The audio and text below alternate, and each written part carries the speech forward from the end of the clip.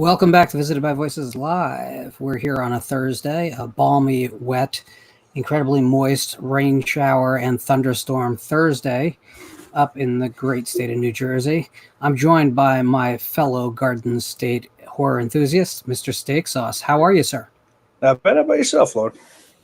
Hot, wet, thunderstorm Sure. inflicted. So it was a fairly dark day outside, which I'm all for thunderstorms, but something about thunderstorms and heat just seems incongruous to me. I just give me a nice fall thunderstorm and I'm all about it. This stuff, though. Oh, yeah, I can dig it. You know what? I don't mind the thunderstorms. It's the aftermath in the heat that I can't deal with. While it's raining, like last night, I don't know if it did over by you, but out on the east coast of New Jersey, it poured. Yeah. Today as well, I got a big downpour. Yeah.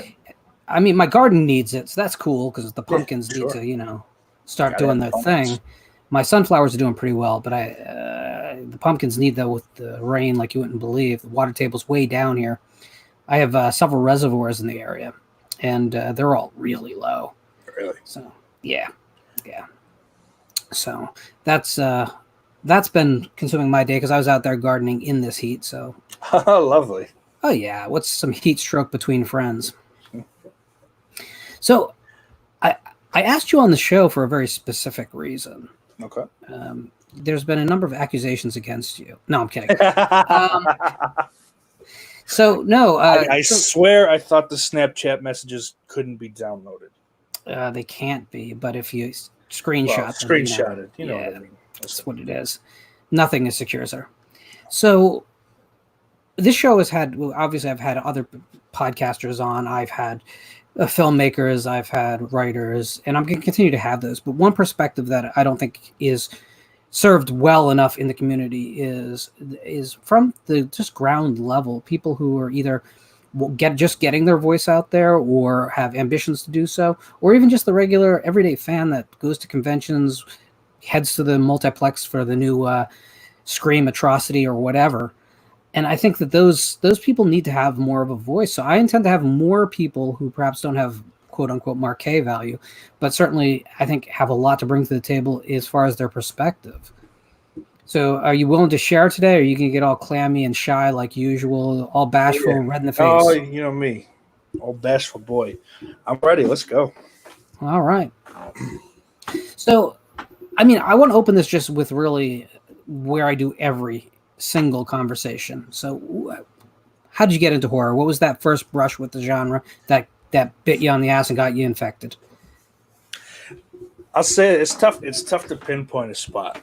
I had a young mother who I wouldn't phrase it if I could think of something better as didn't care, but like she wasn't worried about letting me see things, that were probably it should have been many years further out.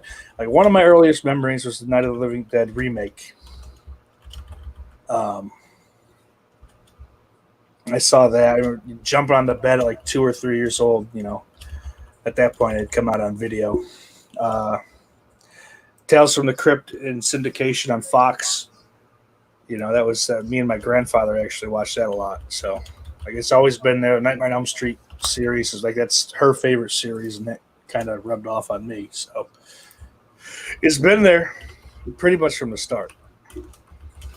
What do you think drove you to it? I mean, listen, there was also television commercials all around you, sure. and that's true. I don't think we have the same nostalgia. So, what do you think it was? What grabbed you? I don't know. I like to be scared. I like the idea of that. I mean, the older you get, kind of the less things that really scare you, or at least as far as your point often is that at least as far as American horror, the things that they make stop kind of being the things that'll scare you. But, I'm always there ready for someone to give it a shot, Well, to be fair, I don't know that anywhere else is necessarily hitting on the scare any better than America.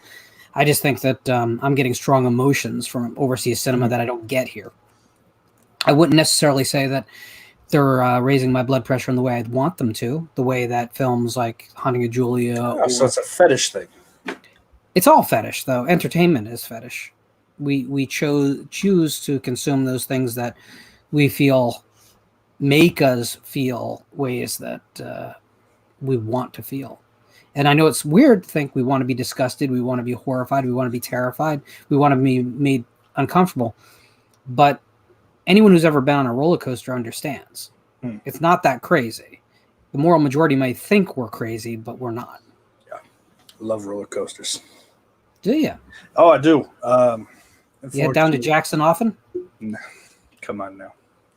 The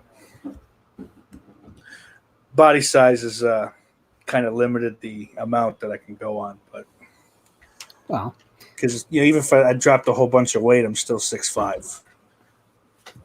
You don't need the top of your head for any significant reason, right? And besides, it should be all of our life goals to end up on Live Leaks. So, and unfortunately, we're not in Russia, so it can't be a car crash video. No, we'll get there one day. All of us. All of us. New Jersey Horror Con. Yeah, we'll get there someday too. Yeah, or there's a group of us that were planning to get together for the Halloween Kills thing. I was part of that group. Yep, that's going to be a ways away now too. Yep. But listen, it's funny as you talked about. As we get older, things change for the genre, and that's so true for I think me. I have turned pretty solidly away from nostalgia. Not that I don't love the things I've always loved, but it's so not central to me anymore. And I mean, to the point where I've considered taking down a lot of the posters you see behind you and just trying to replace them with more current fixations. Okay. So what about you? Do you find yourself just clinging to the old stuff, or are you just waiting for the new to arrive? Or? Oh, I'm very much a creature of the old. Kind of the big four slasher wise, like the kind of stuff, Romero's zombie stuff, Return of the Living Dead series, the 3 movies that they made. Not those 2 that they promised to make that put trailers out but never came out. No, never. No, because you would never score a Return of the Living Dead film to techno. That would never happen. No. What's funny is about those scripts.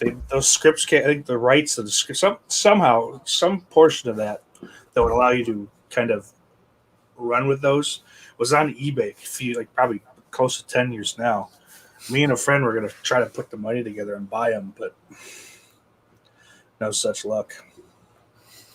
Well, you see, the thing is, I look back at something like the original Return of the Living Dead, which is a film that, while it doesn't rate high on my list of favorites of all time, it is like a film that's very close to my heart. And I just don't see it ever being made in any other time period. It's like there was a very narrow window for that movie with that kind of vision to be made.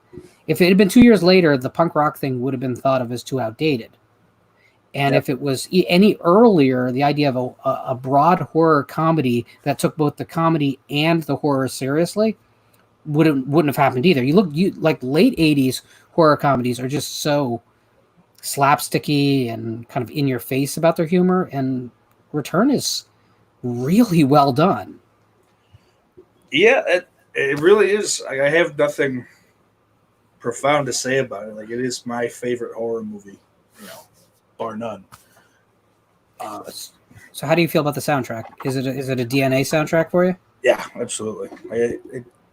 It caught me. I think the first time I saw that movie, I was in 8th grade. So right around that time where you kind of start to feel a certain way about authority and just the man holding you down. It's like, oh wow, this ain't on the radio. And it grabbed me, and it never let go. Well, it was. I've said it before, but I had to mail order it. I clipped out of Fangoria magazine an ad, and then 3 months later, the vinyl showed up, which is an experience that no one modernly can understand. But there was such an investment. I mean, I remembered like Party Time from the movie because it featured in all the commercials, and it's so prominent in the film. and not to mention just 45 Graver, one of those bands that once you experience, you can't unexperience. But there was so much investment. Like, I couldn't have told you when I first got that vinyl because which song was in the film, except for Party Time. Right. But it all made sense. It still felt like watching a horror film, just listening to that soundtrack.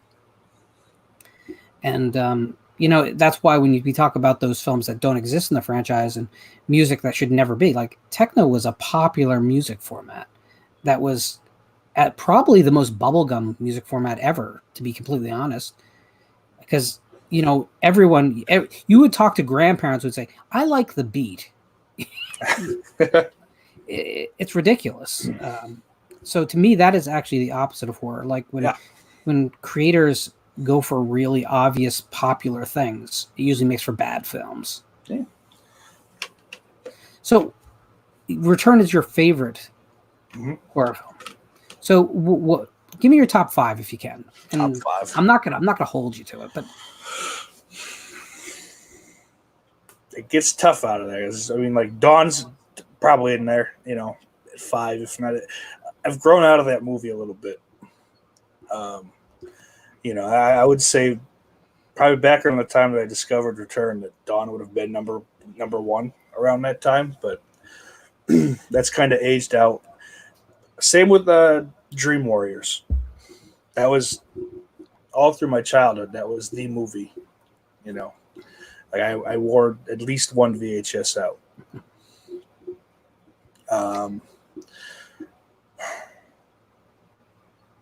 I mean, Friday the 13th final chapter is definitely there. That's not changed. That's a terrific movie. Great cast, great writing. Honestly, I mean, for what it wanted to do, it is a very, very tight screenplay. Mm-hmm. It really is. What most people don't realize is that most of those characters had about 3 minutes worth of character development on screen. Yeah. So every line had to identify who they were. Every mannerism had to count. And yes, it's not deep filmmaking. It was not aiming to be that, but it is an incredibly economic, smart way to make a slasher film. Mm-hmm.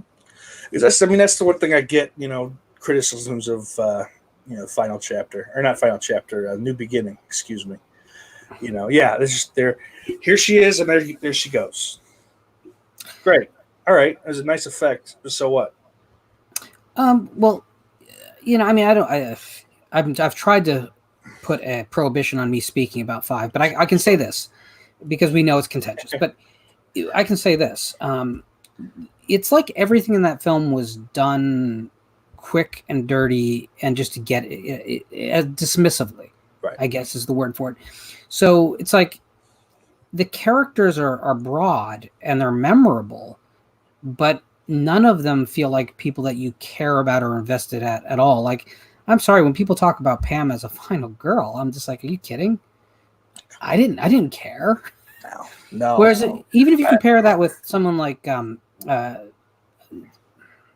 Kimberly Beck or definitely Amy Steele, like, there's not that these characters were given like great characters.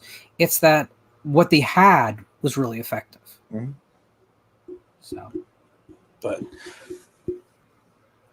just trying to think of a 5. It's always tough, And of course, in the moment you're trying to think of like a shocking title too, and you can't. But Nightmare on Elm Street 2, I'd put up there, and that's kind of as an adult, I kind of see that film in a lot better light than I used to. I used to hate that movie when I was a kid. This is dumb. Doesn't make any sense.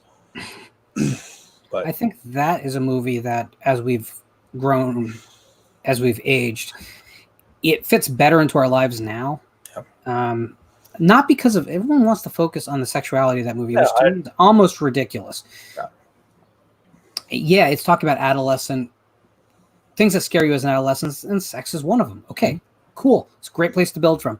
But that's not what the movie is. It might be a little bit about what that movie's about. But I think what works about that movie for us as adults that didn't perhaps as a kid is that there isn't a preponderance of fake scares that mean nothing. there are jump scares, but they all add to the growing hysteria. You know what I'm saying? Like every time it's ratcheted up a little bit more. It's a very controlled film in that respect.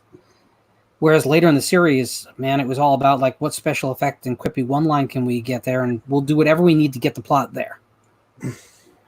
Yeah, and as much as I like that, I get, that there's nothing lasting there. And as far as scaring you, the quippy one-liner's not really going to do it.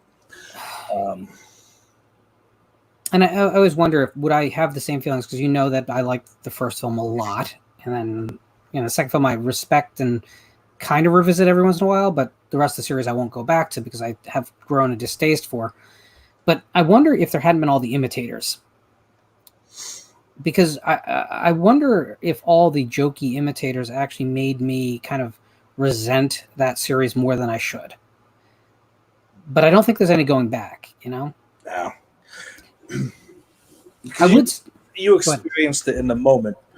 So, for me, I was born after Freddy's dead. So like the series was more or less done. After that film, it was. But it's like for me, it's all just looking back. There's no, I didn't have a in the moment opinion. And those opinions generally tend to stick around longer. So. Well, I think with a series like Nightmare on Elm Street, it rode the zeitgeist so obviously that after you get to the point where the films aren't coming out anymore, they're now talking about a zeitgeist that has passed. So they don't have that timelessness that, say, a Friday 13th or the better Halloween films do. Because the original Halloween, the 78 film, hasn't really aged. I mean, the only thing possibly is that cell phones should replace the landlines in that film, maybe, if you wanted it to be contemporary. But other than that, I don't see what would need to change for it to be filmed and released today as a new movie. Clothing, it's little aesthetic things, but whatever. Again, they're not that. It's not that important. No. I mean, and until if you're going to go with clothing from that era, there wouldn't be cell phones. It's fine, and I guess that's a big problem with the writers now is how do you get around the cell phones, But my writing friends and I talk about cell phones constantly because it's part of a bigger conversation. How I've always framed it is, from a writing standpoint, the car was a big deal because you used to be able to isolate characters, but if they could just jump in a car and get away, that changed everything. So now you had to disable the car. So that became its own cliche. And it was a troublesome cliche, by the way, just as troublesome as cell phones. And then regular phones were a problem. And then we get to the cell phone, it becomes like we're making more excuses for our stories to exist and clever ways out rather than telling stories. Right. We're so bogged down by all the cultural stuff. I just believe we're at a point whereas the new horror films and the new horror novels need to be problems that can't be fixed with a cell phone call or a car. It's that simple. And when you're writing or whether you're making a film, if the problem can be solved with a call to the cops, then you don't need to make that film. Don't make it. Times, go to a plot that hasn't. We did have a question here from T-Bob, which I think is interesting. What do you guys think of Peter Jackson's Brain Dead, Dead Alive? It predates Shaun of the Dead as a rom-com and is better than all that Middle Earth cobblers he progressed to. It was Middle Earth. Sorry. A whole bunch of questions there. So as far as that movie goes, I can't stand that movie. I hate it. I hate everything about it. And I've never sat down and just watched it by myself, and maybe that's the problem. It's always my roommate when I first moved down here. That was always his, we're partying, let's put this movie on. And it was always that fucking movie. I'm sorry, you're not getting money for this. Oh, no, you can use whatever language you'd like. This show doesn't have a problem with that. Everyone seems to be very sensitive about that, and I'm not. I just figure I'm on your court and play by your rules, but my rules are pretty lenient. Excellent. So it was always on. And it was always, oh, look. It's, you know, it's like, I don't want to look. I'm trying to, you know, party, talk to a girl, you know, do some things I shouldn't be doing. I don't want to watch this movie. I'm not, like, it's hardly any volume on. I can't follow it. I don't care. So it's become this thing now. It's got this stigma attached to it where, like, I hate it the second it's brought up. I don't love the film as much as a lot of people seem to. I like it. I don't own it. And I don't see myself changing that. I did have a newspaper clipping of it on my wall as a kid because it was one of those things, not as a kid, as I don't know, 22-year-old. Because to me, it was like kind of, it was kind of a counterculture movie in a way. It was a good representation of the gore film. But the problem I have with the movie is that it knows what it's doing. It's very calculated about what it's doing. I far prefer Bad Taste of early Peter Jackson or Meet the Feebles, which feel like truly kind of like traditional, let's grab a camera, some friends, and some fake blood exploitation filmmaking. Or in Meet the Feebles' case, a lot of puppets. But I get why people love it. I just find it a film that I don't reach for. And that's good because I don't own it, and I wouldn't have anything to grab. But I could change that at any time. But I don't have really a desire to. No.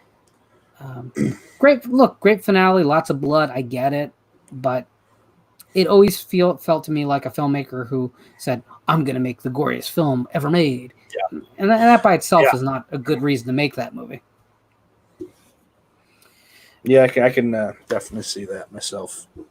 Yep. Now, Jamie asked, and I had it up here, but I lost it now, what your first horror movie was. I said it at the top of the show as best as I can remember. And I've tried for years to kind of pinpoint exactly what it was. My mom will always tell you it's Nightmare on Elm Street, but it's not true. But it's not A Night of the Living Dead, 1990. A film I like until Barbara becomes an action hero. Yeah, I don't know. It doesn't bug me that much. It's kind of, it does seem a little bit tacked on, you know. And I mean that was almost 30. Well, no, it was 30 years ago. So that's all pre, you know, Ghostbusters 2016 kind of, you know, like. But it still, you know, so it was done with legitimately good intentions, and not. Oh not yeah, I don't think. But I don't think it was made for the. I don't think that decision was made for those reasons that Ghostbusters or Run Sweetheart Run will get made. I don't think that's the case at all. I just and this might be me holding on to a classic film that I consider incredibly important, but Barbara's arc in the original, you need that arc in order to balance out Ben, because Ben is this character. I always get frustrated when I listen to people talk about Night of the Living Dead, because they always want to say, well, you know, Ben's right. Everyone should listen to Ben. And Ben is wrong. Wrong. He ends up right where Mr. Cooper told him he was going to end up, in every single way. That doesn't mean Cooper was a good person. He's not. He was just right. Yes. And that's one of the things I love about that movie. He was a prick about the way he went about it, and that's why he ended up dead. Right. And I think that it's a more complex film than people give credit for, and I just don't like this white knighting of a character that's meant to have a shade of gray. You know what I mean? Yeah. And when you say you like it up to the point that Barbara becomes, you know, Rambo or whatever, it almost kind of, you know, you need the original Barbara character to balance Ben out. The way Ben ends up at 90 almost seems to sort of, in a way, kind of balance the movie. In a way. I mean, not 100%, but it definitely pulls it back towards the middle. I don't hate the movie by any means. I like the film. I just, when people talk about the best remakes ever made, it's not on my list. It's on my worthy. I actually have a list of them somewhere here. That's the screwed up thing. Because I always have a backup if a guest cancels. Like, what am I going on there and talking about if I don't have a guest? That's and I have a list, and it's of the films that I think are truly like better remakes than the original, which is a longer list than you think. And then I have a list of adequate, or, you know, it lives up, it's fine. Right. And then anything I'm not mentioning, it falls into that like the Fog remake category. Where it's just, shouldn't be mentioned. No. But I think the other problem I have with Night of the Living Dead 90 is it doesn't really do anything to improve on the original in any substantive way. All the great stuff was already in the original film. Yeah. And for the most part, they did kind of keep it in there. I mean, one thing I did like the 400-pound stunt guy, the zombie at the beginning. That was kind of cool. I mean, Savini's stuff's always great effects wise, so it's kind of nice to see him get to work on something called Night of the Living Dead that can at least get although close. my understanding is it's very much as much as people always say that Poltergeist was a Spielberg film, wearing the skin of Tobe Hooper. Yeah, make no mistake. Night of the Living Dead 90 is a Romero film wearing a Tom Savini coat. Sure. And I don't think that's a bad thing at all. I will say this. Savini doesn't get credit. People talk about this film and saying, oh, look, he should have directed more. No. The pilot episode of Tales from the Dark Side, which he did the story of the creature under the bed, that is his best direction because that is incredibly tight. Yeah. Actually, I have not seen that. Ooh, dude. You can pick up the entire series, the first season, for like $3 on eBay. It's always people are just giving it away because there's a complete box. So everyone who bought the original just dump the. Yeah. I'll try and send you a link later on. Cool. I love the first season of Tales from the Dark Side. I can't say the same about the second or third seasons, and I can't say the same about Monsters. But the first season I think is really tight. Yeah, I remember watching them on Chiller when that was. I don't know if that's still a thing. I haven't had cable. I don't know. I think in Canada it might be. But that was after school entertainment. Throughout like the first couple of years of high school. Come on, Tales from the Dark Side, Freddy's Nightmares. Oh. For every entertaining episode, for every entertaining episode, there's 8 to 10 that are just like, why haven't I changed the channel? So I remember watching. By that point, I always tell the story about 2 televisions in our house, but by that point, I had my own television, which I bought and was in my room. And I remember watching Freddy's Nightmares on that little black and white television I bought myself, probably a flea market or yard sale. And I just was always blown away by how cheap it looked. And I was young. I shouldn't have been thinking like this looks cheap. That's weird. It looked cheap. I mean, it was just. I mean, people tend to like the pilot that's directed by Tobe Hooper, but even that you can see the cheapness of it pretty clearly. Yeah, that always seemed. I mean, I always watched it on bad TVs. Like I noticed now, like a lot of the older model flat screens, like they make movies look bad. Like I watched Jason Lives a couple years ago on my buddies. He had like a 70-inch screen, but it was old. And it just looks like sets. Like they don't, you watch the Blu-rays now or whatever, everything looks fine again. But there was a point there that these movies that look great otherwise on any other medium, as good as the medium can make them look anyway. And just you're watching sets and you go, oh shit, that's gonna fall down. Yeah, there was this weird period where high def televisions were coming into homes, but the channels were not broadcasting any differently. So they were broadcasting in really low resolution, and the upconverting on those televisions was not doing any favors. So we have someone I think is new to the channel in the chat, but maybe she just hasn't spoken up before. But I love this comment. Rhonda says, I'm older than y'all. 2 of my favorites are The Exorcist and Jaws. Those movies affected the public so much. Audience reactions were nightly news stories. Well, first off, Rhonda, I'm not sure that we're all that different in age. But yeah, so I mean, those 2 films in particular are based on news accounts. I'm not going to say true stories because that might be a different thing. Neither of us that you're seeing on your screen lives all that far from Matawan, where the factual case that Jaws is based on happened. Oh, I didn't know that. Oh yes, a shark. Very interesting. A shark. There's a book called 12 Days of Terror, which I really recommend. It tells the whole story about this shark that swam up the Matawan River and it was taking out fishers and bathers, and and that story is what got Peter Benchley's attention, and he started researching sharks, and he wanted to initially just tell the story of the Manawan shark, and which was probably a bull shark, by the way, but the publisher was like, not sexy enough. What can you do? And so if you know the book, you know how he made it sexy, because it's not in the film. No. And also The Exorcist was based on an account of a supposed exorcism that led to a court case that Blatty picked up of a young boy. The sourcing on that is kind of crazy, though, because the original article that he saw was basically just a rewritten article from a Christian magazine. So the question of whether it really, really happened is up for discussion only because their initial source was biased, obviously. Yeah. But I will say this: I wouldn't trade those films for anything in the world. No, The Exorcist is one of those few movies. I wouldn't say it outright scares me, but even now, in 2 weeks I'll be 28. In 2 weeks, I'll be 47. It's still a little unnerving, at points. Not necessarily anything with the effects, but it does a good job at creating atmosphere. You just kind of gets your mind going a little bit.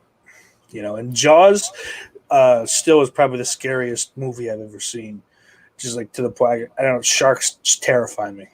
I will not go in the ocean. I have a hard time even in like a lake, like Lake Erie. I grew up about an hour from Lake Erie, and that was tough for a while, even. But, well, there are fish in Lake Erie that can kill you. Yes, but Jacob says we got everything in New Jersey: Bada Bing, sharks, Crystal Lake, etc. Yeah, it's true. Bada Bing is close to my heart, and sometimes your paycheck. Yes. I can't wait for that to be a thing again. I never thought I'd say it. I miss going to work every day. Well, I'll tell you what I miss about and I don't, that I don't like to talk much about the COVID situation. No. I feel like it causes more. I think it causes more depression than anything. But here's what I miss. I miss people not looking at each other like we're all potentially dangerous.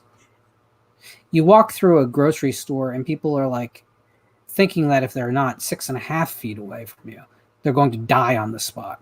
No. And I don't think that kind of suspicion and paranoia is healthy. And I'm not suggesting we break the rules. I'm not saying any of that. I'm just saying as a society, long term, I think it's dangerous. Mm-hmm. Very, very dangerous. All kinds of preconceived notions people have that were bad to begin with are being made worse. No, Jess, it is not my birthday. Both Steak and I have a birthday coming up in early August. So, oh yeah, listen. So, Jamie is talking to someone out there about American Horror Story. Have you ever seen any of it? Not a second. Me either. So, isn't that interesting? Because I think like you title something American Horror Story, that two guys who are pretty fanatical about the genre, you think that we'd be drawn immediately to it, and neither of us were. I'll say this. I mean, it's always kind of. So I do have to take that back. I have seen a couple seconds. I tried to watch that. I don't know what they titled it, but basically it was like the 80s slasher season they had last year or the year before. I got through about 5 minutes. I'm like, this ain't for me. But it always come off, in the years previous, is like kind of horror for housewives. Much the same way I feel The Walking Dead is. My problem with The Walking Dead is, and I've only ever seen the very first episode, and I turned it off like you did, saying this isn't for me. Yep. It was just every zombie movie I'd ever seen before, and I get it. People get drawn into characters and interactions.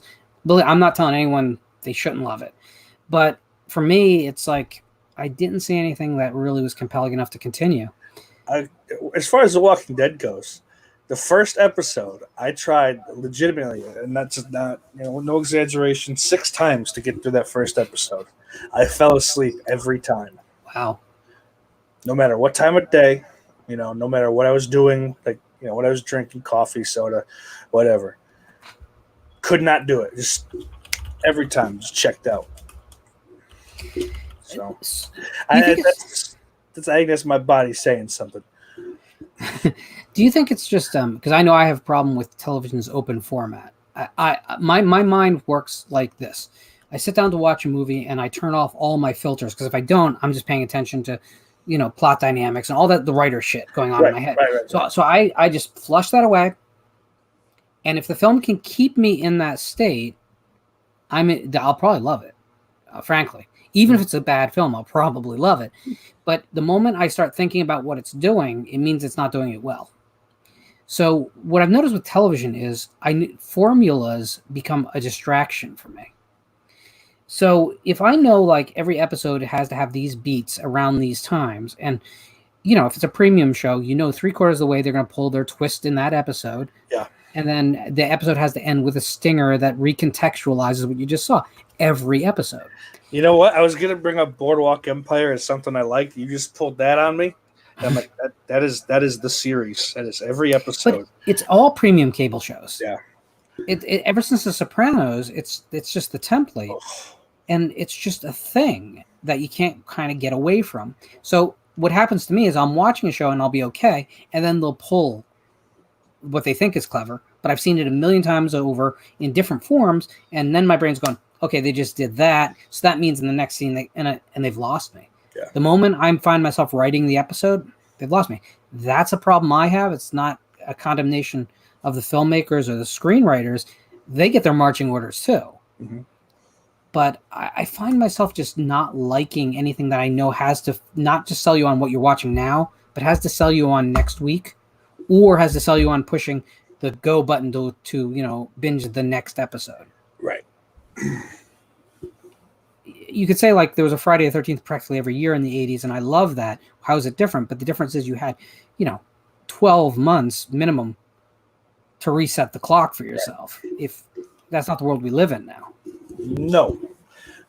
And I don't know if it's a good or bad thing. Like, it's nice because, you don't got to wait. I hate it, I'm an impatient person. Most people are, I'd say. So you get the whole season, but then the season's done and now you're screwed for a year. Or at least 6 months. Sometimes they crank these shows out pretty fast. It's weird, though, because we're slowly going to the British system of television, that 6 to 12 episodes tops is a season. Yeah. And I think that's a good thing in a way, because, again, shorter narrative arcs are better for me. Yeah.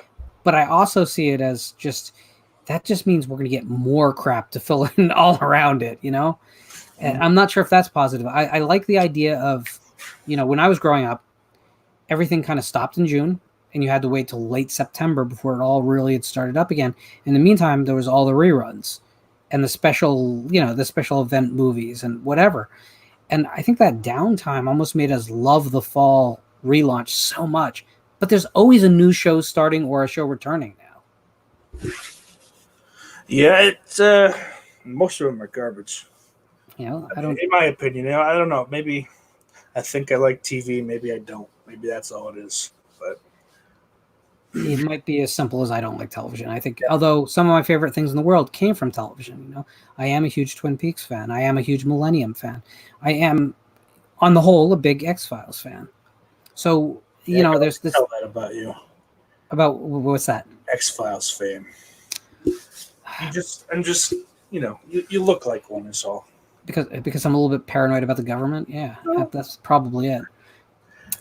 No, I think when X-Files did well, it was as good as television gets. Unfortunately, there was a lot of times they didn't hit that benchmark, but that's okay. I'm forgiving, but I will say Millennium, the other Chris Carter show, hit it so consistently, it's frightening. That people complain about the third season, which was more formulaic, but even that was like top tier police procedural with supernatural elements. Okay. I mean, if you always wanted it, if you've never seen Millennium, if you ever wanted to see Seven, but with supernatural enemies, Yeah, really. yeah, that's what Millennium was. And Millennium was a show that would introduce characters. They'd be on the show for a season, and then in the middle of a third episode of a season, they'd gruesomely nasty, without any warning, kill off that character. And they would also kill off main characters that were the through line of the entire show. So you never felt safe. See, I like that. Yeah, that actually does sound right up my alley. I might have to speak with the pirates about that. Yeah. Oh, again, I think you can pick up. Is it a DVD? Yeah, the other 3 seasons are on. You can buy a complete box or the individuals, which are cheap as hell now because who's going to buy the individual seasons? But you know what? You can, if you troll around YouTube long enough, you're going to find episodes at the very least. That's all right. It's and I mean, hey, I watched the whole That 80s show on YouTube. I was having a rough time. It was a bad show. Don't ever watch it, guys. Seriously. It's got Glenn Howerton from It's Always Sunny from Philadelphia, but he doesn't help the show by any stretch. It's unhelpable. Anyway, we've spoken about television more than I've ever spoken about television on this channel, and I don't think. So I wanted to show something that has come up a lot recently, actually a surprising amount in conversation on this channel, which is John Ottman's Halloween H2O score that did not get used in the film. Oh. So it was released on DVD by Varice Saraband as Portrait of Terror. This is just some of the most incredible horror soundtrack music ever released. And it's wonderful because if it had been used, I think we'd feel a lot differently about the movie in general, because I think music in movies informs how we respond to movies, largely. So my question to you is, do you have favorite scores from horror movies? I don't get into that much, and I'm a judging individual of the people that do, because I'm a bad person at heart. I'll say I liked the Halloween 2018 score a lot. That was something to me that I could listen to outside the movie, and I don't do that often. As many times I was driving to work and I'd pop that on, iTunes or wherever I had it at the time. I liked it. Oh yeah. But outside of that, the Nightmare on Elm Street score is terrific. You can't not bring up the original Halloween 2, Halloween 3 to an extent,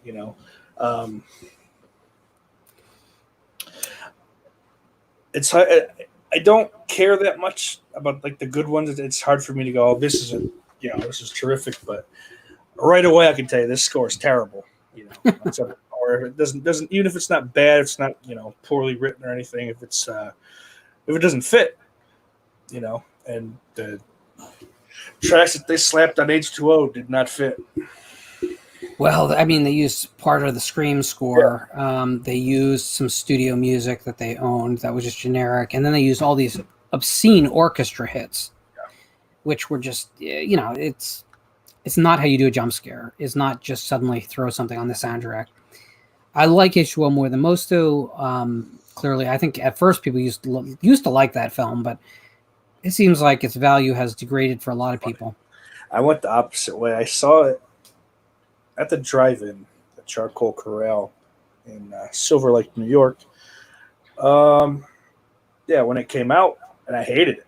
So I was 6 or 7, I think. Right? It was 98, right? So I was 6. Mm-hmm. Couldn't stay. It's dumb. It's not scary.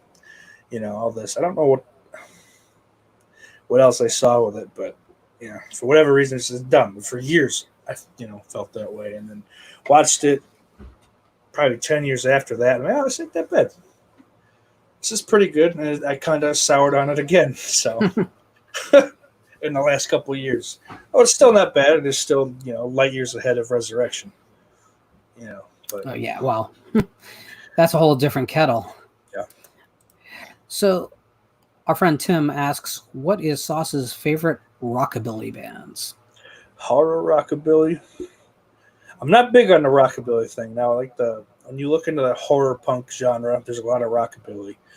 I mean, Coffin Cats are all right. I like them. I can't say I'm terribly familiar with them. You know, I don't. It's not like I have their whole discography or anything like that. Stellar Corpses out of California, they're pretty cool. They have some good stuff. But rockabilly is not really where I spend too much of my time. Yeah, besides some classic stuff like the Cramps, which is Yeah, I mean, people say psychobilly, but really, I mean, what are we splitting there? What kind of hairs exactly? Because I don't have any on my head. I will listen to anything that's good. But my problem is that if you're stuck in a style and that's your trademark, honestly, you probably aren't going to be one of my favorite bands. I love bands that can go anywhere they feel the music needs to go. Yeah, and a lot of these bands, you know, they think, oh, we play rockabilly, so we got to have a stand-up bass. It's like, no, you don't. You don't need that, and if you don't stop playing it, I'm going to put you through it. You know, it's funny because I never understood where that influence came with those bands that wanted to be punk rock relevant, but then be roots Americana. It's just such a weird mixture of things. I mean, I guess like that first Joe Strummer solo record kind of pulls it off, but besides that, it just seems weird to me. So I also wanted to bring up this score for another reason, which is that I think that sometimes we forget how much work goes into making films and how much gets lost in translation. I get accused a lot. I mean, well, not accused. I get criticized a lot about liking films that are, and even championing films that have studio interference create their final product. I don't necessarily believe that studio interference is the main problem. I think you have 400 people actively working on a film, and they all have to be in lockstep. And when they get out of lockstep, the film gets kind of wild. Yeah. And I happen to like wild. So if you're going to give me a Jim Cameron film, give me Spawning Piranha Part 2. Because at least I feel like that film, in all of its unhinged glory, goes places that I wouldn't expect it. Right. As opposed to something like The Abyss, whereas I watch it and it goes exactly scene by scene where I expect it to go. So do you have any films that in your wheelhouse that you know in your heart are not good films or tampered films or films that were not what they were intended to be, but they are just your favorites? I mean, if you really think about it, Return of the Living Dead kind of fits in there, you know, as opposed to what Russo's script was and to where it ended up being. I'm not gonna you know, jump off of, you know, at that point, but I'll say this: Halloween 6 in its original version, not the producer's cut, you know, the theatrical cut that came out in '95, is probably my second favorite Halloween sequel. Well, I won't go that far. I mean, but dude, I think we can come to common ground on something. Don't you love the fucking pipe fight at the end of that movie? Yes. Yeah, it's awesome. It was the only time I ever believed a fight with Michael Myers legitimately. Yeah. Because let's not pretend Tommy Doyle's the most stable person in the world, and he's going off, and it's a little Myersy. Yeah. You know, honestly, like it's crazy violent. I mean, like, think about it if you would just switch the you know the roles, and it's Myers smashing someone with a pipe. It's not going to look much different. No. So yeah, it works. It works on that level, and like you said, it's violent and it's crazy, like, you know. But like everything about that movie, the guitar stings, which I don't know how much that has to do with the crazy, but just the whole feel of it. I don't know. I've watched that movie probably more than maybe Halloween 4 and Halloween 2, but sequel-wise, you know, Halloween 1 is definitely Halloween 1 and 2 kind of get watched together all the time. So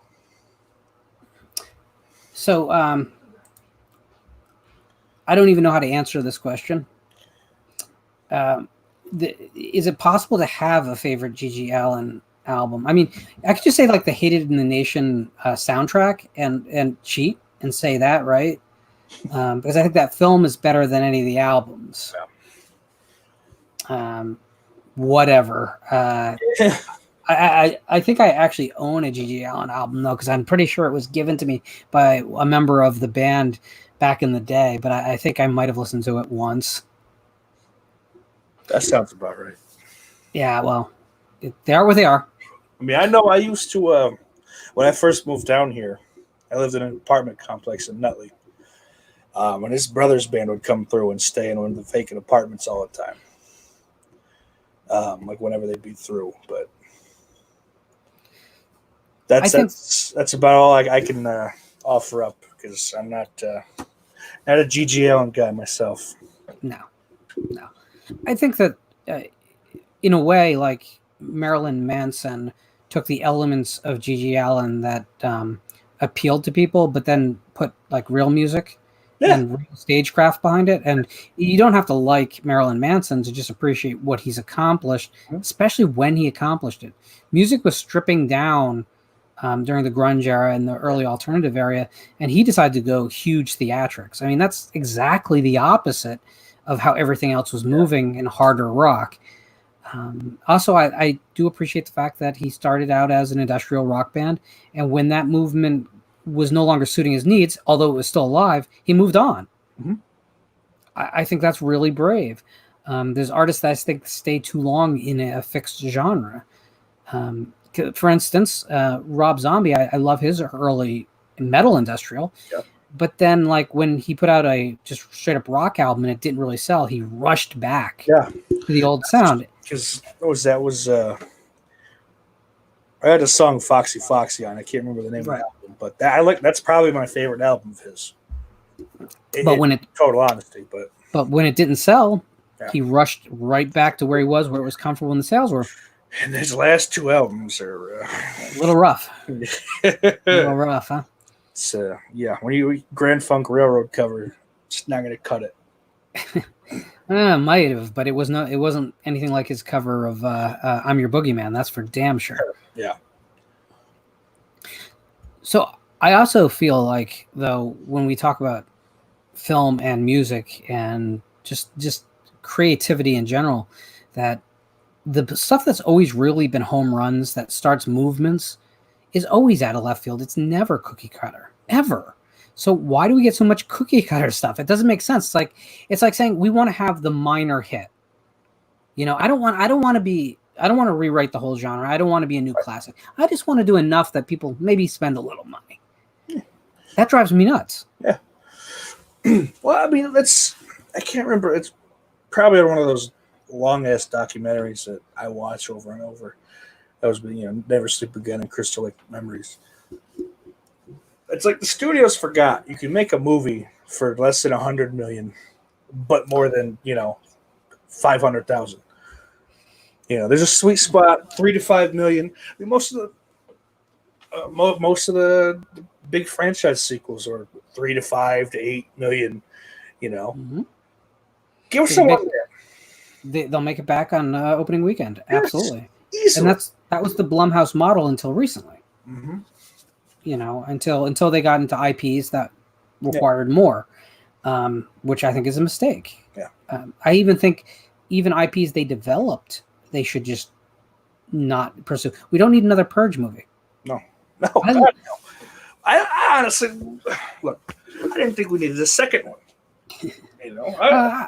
I like that. It's not me saying I didn't like the first, but not everything needs a sequel. I just think that anytime something gets big enough that that you can't deviate from the formula anymore, mm-hmm. you got a troublesome thing. And again, I say that as a Friday the 13th fan, as a Halloween fan. Mm-hmm. I think the times have just changed now because of all the imitators out there. There's going to be like 5, Purge ripoffs that week in Walmart on DVD premiered. So you didn't need to make a sequel because 7 other people did for you.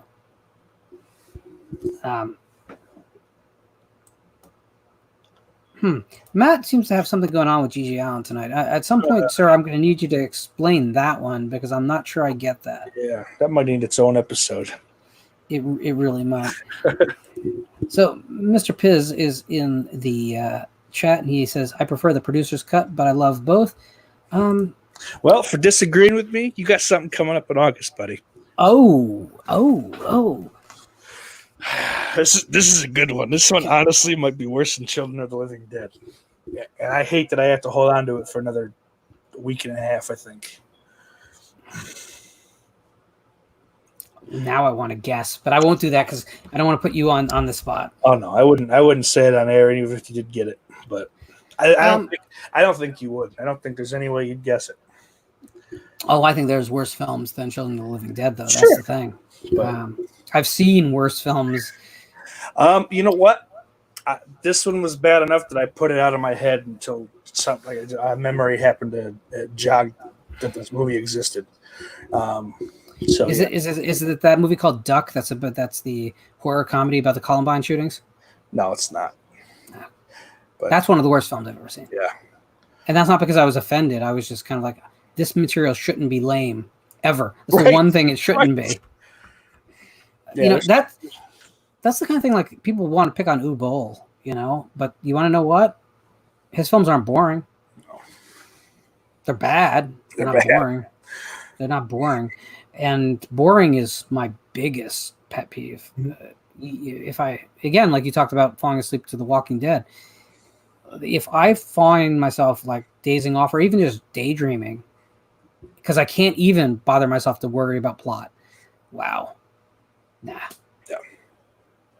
So I mean, it's what is that God? I can never remember that fucking Unchained 47. Was it 47 meters down to 48 meters? What's the number? The second one. Yeah. Oh my God. I never saw the first. I didn't know it was a sequel. I just happened to be there. Like I said, I had the AMC A-list pass, so I went to see Ready or Not. Awesome. Loved it. Oh, it's awesome. Like I had fucking the adrenaline going because of it. Walk into this piece of shit. I fell asleep 3/4 of the way through. I did not see the end of it. So, I want to help. Silt and.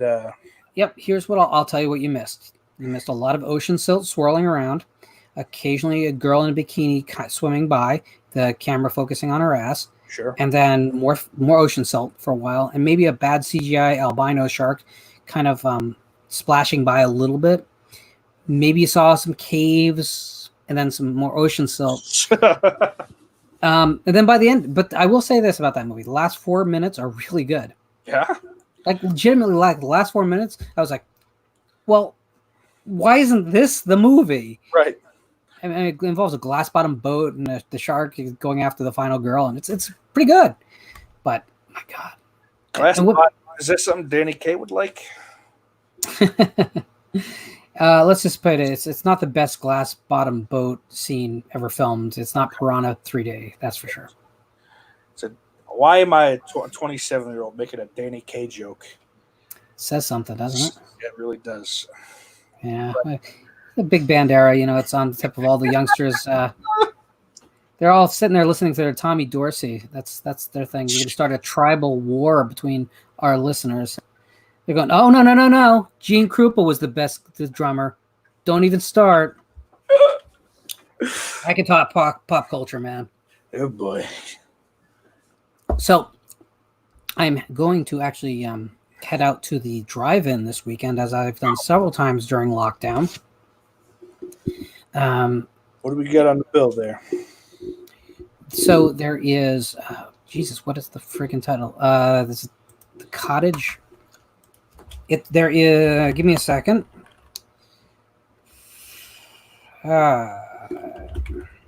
This is riveting television, isn't it? Watching me Google. It's great, right? Yeah. So how about that Michael Graves controversy?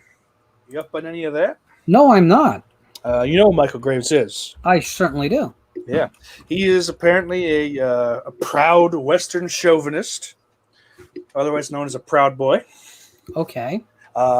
He's had his Facebook, his Instagram all deleted over it. Lost pretty much all of his fans. Like there's a couple that, you know, sticking around. Like I get it a little bit. His dad was a cop. But like this whole thing, you know, I don't want to get into politics because as we saw, you know, with the other thing, politics kind of really just kills the audience. And for good reason, politics are boring. But, Yeah. I get him seeing one way, and it's fine if I don't agree or I do whatever. It's not important. But you gotta know your audience. You know what I mean? Like, it's a punk rock audience, first of all. Yeah, punk rock audience in 2020. Right. So whatever. Just kind of don't talk about it. Like if it's going to be that much of a problem, just shut up about it. Well, But what I'd say is you have this platform and you can use your platform. You have every right to go out and use your platform, but you have to realize the platform does not give you any ability to control the reaction to what you say. Right. It's when artists scream on either side of the political spectrum that they are, my First Amendment rights mean I should say it. No one's saying you shouldn't, but there may be a price to pay. It's the same as any kind of free speech. Here's the thing. It may be illegal to punch someone in the nose, and I don't, in general, think that punching people in the nose is the right thing to do. But if you start talking crap about someone's mother, you have every right to say it. And no, you shouldn't be punched in the face for saying it. But in reality, you probably are getting punched in the face. Yeah. So are you living in the real world or not? Right. Think about it. And look, I went on tour with the guy. I roadied for him. Security, whatever the hell. I'm not a tech. I don't know what to do with a guitar. Like I could plug it in, but as far as even stringing it up, I can't do it. But I went on tour with him. He's a good guy. We got our shit robbed in Vegas. I lost, money I had stored in my suitcase that was in the trailer. He reimbursed me, But people are more than the sum of their beliefs too, because we're all evolving creatures. Right. Our experiences pretty much speak to who we are. So if you have a bunch of new experiences in your life, it might recontextualize what you believe. So I don't write anyone off necessarily until they've done truly horrific things. Mm-hmm. At that point, I might write you off simply because I don't have the patience to rehabilitate anyone. Yeah. You have to rehabilitate yourself. Mm-hmm. But so at the drive-in this week, I'm going to see The Rental and The Big Ugly. So The Rental is a new horror film. Those two releases. Yep. And The Big Ugly is apparently a modern noir western with Vinnie Jones, Malcolm McDowell, and Ron Perlman. Really? Yeah. That actually doesn't sound too bad. No. So, but my point of mentioning it is, of course, that I want to encourage everyone, if you have the opportunity to support new stuff, please do. It's a really critical time for everyone in the entertainment business. So it's check your listings. If you've never Googled whether you have a drive-in within an hour of you, check it out. It's going to be a warm one. I will say that, though. Yeah. Well, it is what it is. You're lucky being out on the other side, the western part of the state. Yeah, I mean, I can go to Warwick. That's not too far north, right? Warwick. No, it's this north. That's like, I mean, it's like 40 miles or so, I think, but. Yeah, it'd be a little bit far for me to go, but if they put something on screen I couldn't resist, I'd think about it. But I mean, these are movies I'm going out of my way for. But I also have to procure a vehicle, so that's an issue. Yeah, and the last time when you pulled that old lady through the window, that didn't play out well for you. But that's what stoplights are for, right, my man? Yes. It works in the video games. That's all I'm saying. Oh. Jacob has some suggestions for us. The Hip Hop Witch and Trash Humpers are easily the worst films I've watched. Coming soon to the Piz Owl channel. No, you got to hit him with something worse than that, because. Oh, listen, I think this one will do it. Okay. I might wait a month actually, though, just because I don't want to get put in a bubble as far as like the types of movies I suggest. Not quality-wise, because I gave him a bone the last two out, but there may be a genre. Oh, look at that! Yeah, so I think it was it Jeff? Someone said nice cup. And that's Trolls 2 World Tour. This if I'm not is mistaken. coming to theaters April 17th.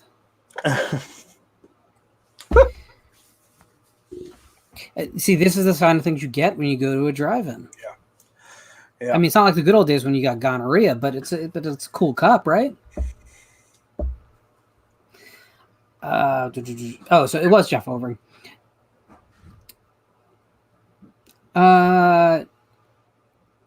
Jay, it is not the older film, The Cottage. It is a new film. I agree. The British film that you're thinking of, with the guys who come across the with Andy, and isn't Andy Serkis in the old one, I believe. I remember liking it. Although from that time period, Severance is definitely my favorite thing out of Britain at that time. I think that movie is hugely underrated. Don't worry, Jay. You don't have to kill yourself. We're not talking politics. Good boy. Yeah, no, let's learn from our mistakes. Learn from the mistakes there. I had a question and I lost it. Damn it. Cool. So that's good. It's always fun. Yep. Do you think that drive-ins, because that's what I started on, do you think drive-ins stand a chance of a revival once the pandemic is over, or do you think this is going to be just a bump? It depends, because I haven't been to a drive-in since the pandemic started, so I don't know what the experience has been like. Is it been overly rule heavy? You can't do this, don't do this. I mean, as far as concessions, how is that working? Oh well, oh my god. So I have 2 drive-ins within a comfortable distance to drive, and I have the third if I wanted to stretch it a little bit. We've gone to 2 of them in this pandemic shutdown. So the thing is, first off, as far as what you can do, there are rules, and they project them, and they go all out of their way. Right. And I got to tell you, they're pretty loose rules. You can leave your car. You have to sit in front of your car. If you go to the concession stand, you need to wear a mask. There's a number of people that can be on all the regular retail rules. But I see kids rolling around all over the place, still playing frisbee. I mean, you're not going to stop them. No, and they're not.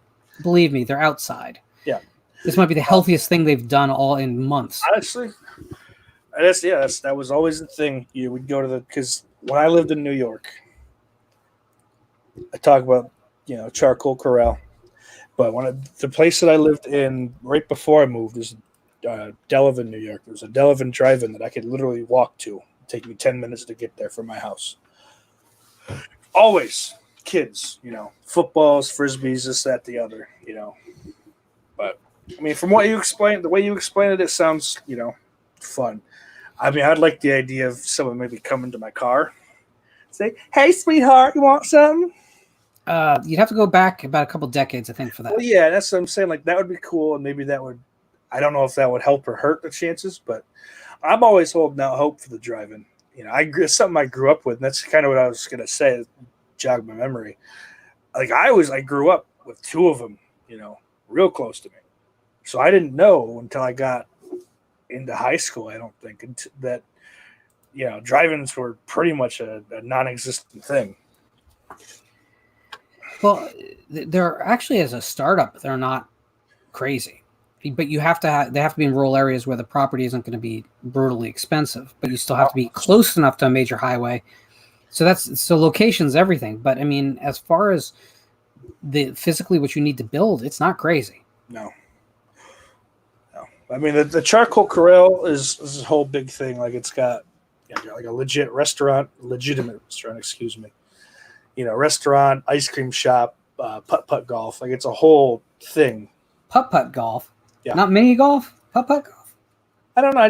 I say one sometimes, and I'll say the other, I don't think I've ever heard putt-putt. I knew what it was immediately when you said it, but I've never heard that before. I don't know. I don't. I'll say one, and I'll say the other sometimes. I don't have like a set.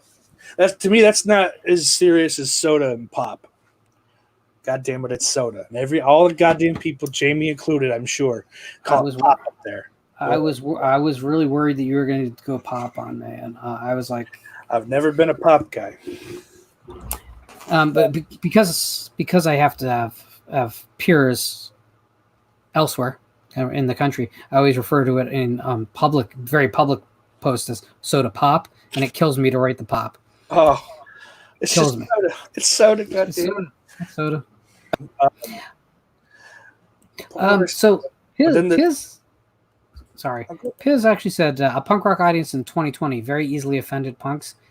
Very left-minded punks. They're very much woke. So a weird thing happened. A weird thing happened on the way to the Orpheum. So when I was growing up in the punk rock scene I grew up in, we're talking about City Gardens in Trenton, New Jersey, Airport Music Hall in Allentown, Pennsylvania, places like that. Yeah. A little bit of CB's, a little bit of Max's, but mostly those other two places. Yeah. Punk was about individualism, almost militantly. No one was going. The worst thing you could do is wear a uniform, and they didn't just mean that in a fashion sense. They meant that in your beliefs, who you were, where you came from. No one wanted to have the same story as the next guy. That was the whole friggin' point. Today there is a uniform. Oh God, those stupid vests. Boy, I hate they call them battle vests too a lot. It's embarrassing. It's so dumb. And if you dare believe something different than everyone else, or if you don't subscribe to the same, cult-like behaviors, it's stupid because I'm not even talking politics here. When I was growing up and you got into a pit, which was called slam dancing in the punk rock community, it was not called moshing, that was a metal term. You didn't pick people up. Now, maybe their friends did. Yeah. But there was an understanding that it was inherently a dangerous activity and that you could get hurt. Yeah. So you went in and did it. Today... people pick you up. Immediately. It's like ultra. You're expected. If you don't try to help, you're kind of looked at as a piece of shit. Now, when I get in a pit, they just go, nope, okay, we're done. We're all tired at the same time for some reason. Well, unfortunately, as long as we're not talking about big skinheads circa 1990, I did okay in pits, but man, I don't know. It always bums me out. Anytime I don't go to shows too often now anyway, just because I don't have time. I'm usually working. But anytime I'd go, 19, 20, 21, 22, I can keep counting if you'd like. I was always excited to see a guy close to my size.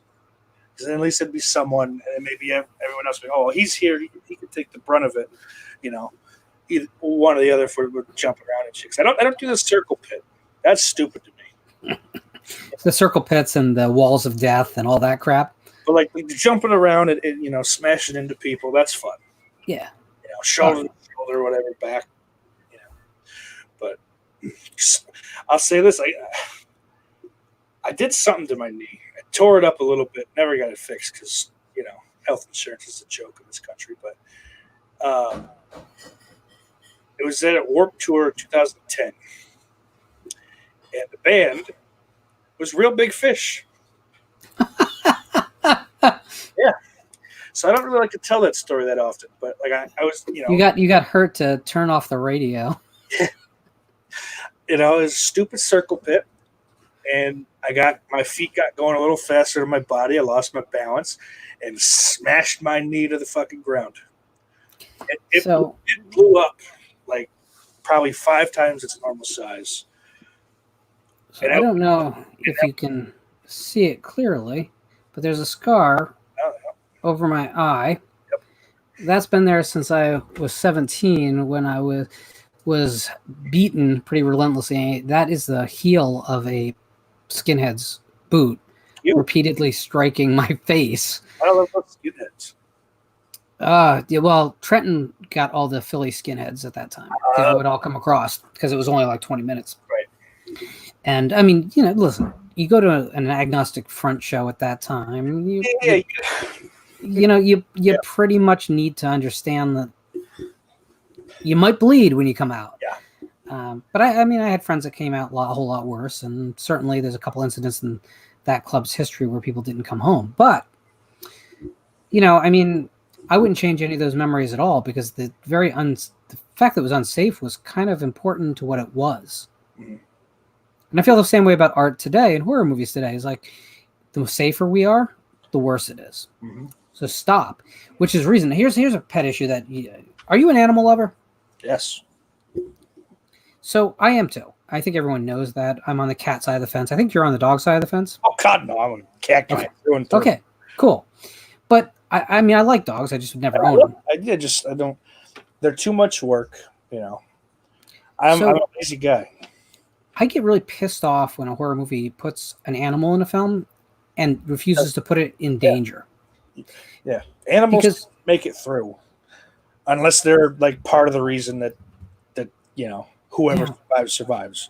But then that last second, oh, you're okay, buddy. I hate it. Yuck. I hate when listen, if you're worried about offending part of the audience who don't want to see an animal hurt, even in a fictitious storyline where it's a puppet that's on screen, don't include the animal. No. Don't do it. My biggest criticism of the movie Crawl, I'm sorry, people, if you haven't seen Crawl, but it's not a big surprise. They put a dog in that film to make you worry about the dog, to heighten the drama, and they refused to do anything to the dog. They go out of their way to make the dog have an impossible escape. I hate that. That is so artificial, and it's so not in the spirit of horror to me. And the spirit of horror to me is anything should be on table at any time. Just like the baby in Halloween 2018. If you weren't going to kill him, why'd you put him on the screen? That is true. I was so mad. Oh, Jay. So I'll tell you what, Jay. Let me see if I can find a photo. Go ahead and talk about 2018 for a second and the baby. Yeah. I was just real excited in the theater. I was hoping that baby would die. It's just real loud for no reason, I don't like kids that much, can you tell? I'll never have one. I raised too many fake sisters and fake brothers. But that's neither here nor there. That's not a fun story. That's a tragic story. So I'm about to really embarrass myself. Yeah, boy. Because, hey, you know what? Why not? If Jay wants it, then who am I to say? The only thing is I'm streaming, so uploading this photo right now might take a second. Oh no, there we are. So this is me, I think, sophomore year of high school. There we go. That's terrific. Now that is entertainment. That made up for me Googling the movies I was going to see this weekend. That was worthwhile. And it outed me as a deranged psychopath, so that's... Oh, that's all right. I don't, again, that I felt it was really cheap in 2018 too. It put the baby on screen so the audience was gasped. You're not willing to commit to it. You killed a kid earlier. It's just, I don't know. Yeah. And I'm glad they killed that kid. Like, that was... I was sure, he's going to just take off with the truck. The kid's going to be standing there with all the non-dangerous, wackies. There's some words I'm not going to use on your stream just to, because I'd get a lot of backlash too off of it. So we'll just go with the wacky boys, the Figaro guy, those types. I think it's almost unfair though, because that movie is such a mess from the reshoots and having to fix plot points that didn't go over well in test audiences. See, like, I don't know, like you do. You're privy to what was there at first and what the reshoots are. I don't know, but I don't know what's what. But you could absolutely tell that. Oh, it's a mess. A lot of it's yeah, it's a mess. I'll tell you this is something I'll tell you is that I do have like people who work peripherally to the film business, a few that are in the film business. And I will say publicly that no, my friend Jeremy is not one of them. He's an electrician. He does not feed me information. So if Jeremy is out, if anyone knows Jeremy out there, he does not feed me information. But I do turn away more emails than I read. And because I do, generally speaking, not want things ruined for me. There's just certain franchises I don't trust anymore. And Halloween has fallen into that trap, unfortunately. At this point, I want to know if I'm walking into something that's going to frustrate me, because the last one frustrated me. Well, I mean, the Akad's really look. It was great. They did, it was smart for them to bring Myers back in '88. Even whatever the next couple sequels, but I would say I'm not gonna. I like Halloween 6. I'm not gonna say that was a good move for those guys, but So basically, after '89, after Halloween 5. Someone else should have went like let us kind of take over or just call it quits. But I mean, I get it's leaving millions of dollars on the table. I just wonder if so if Friday the 13th, you can't just blame Malik Akkad because his father was just as bad, as far as the legacy of that franchise. No, they started crapping on that franchise as soon as they could, but there's a big tradition of that in exploitation filmmaking. I mean, the difference is I don't think that when you have these long-running series, the answer is to rewrite films, pretend they don't exist, splinter off into new timelines. I think all that is cheap. And I'm as a writer, I will tell you there are ways to write cohesive stories without having to appeal to any of that nonsense. And I someone out there loves Halloween Resurrection. Okay, someone out there thinks Halloween Resurrection is the best film in the franchise. Now, I don't even hate it. Well, I'm not that guy, right? but I'm not willing to erase that guy's joy. And yes, he'll always have his film, but if he has to look at it as something that even the filmmakers are embarrassed of, that doesn't sit well. I don't think you should do that to people who paid money and who were your biggest fans, actually. I don't even look at what H2O did. That excised 4, 5, and 6. I mean, 3 was never, it's not canon to the timeline. So I mean, that's just I've always wanted it to be. I've always thought the coolest ending to a Halloween film would be you get to the climax of the film. Michael's on his final girl. He walks into a room, a television's on, and the commercial's playing. Oh yeah. And you just tie it all together. Because Halloween 3 is a little dated, but I think you could just kind of squint at it and say it takes place modernly. Right. I don't think that's a big problem. I mean, hell, you could do that now. Yeah. And whatever, it's who cares? It's a nice nod for the fans of the series. Yeah. We probably got too. I mean, I take it back. We probably got too much of that in the last one. So. Yeah. But I don't know. I think that these long-running franchises just need to be a lot more respectful of their audiences, and I don't trust them to be. So that's why I don't want more. No, that's the thing too. Like the Craven estate is trying to make a new Nightmare on Elm Street. I don't know. Like as much as maybe it'll turn out better not being Platinum Dunes garbage, but and not to completely shit on them either, because for what they do it well. They have marching orders too. Yeah, right. I mean, I don't know if Swift and Shannon are technically Platinum Dunes, but they seem to have good ideas that just get taken from them and then ruined. But they're real fans. They're the real deal. There's no question about that. It's just the movie industry is not really well suited for real fans.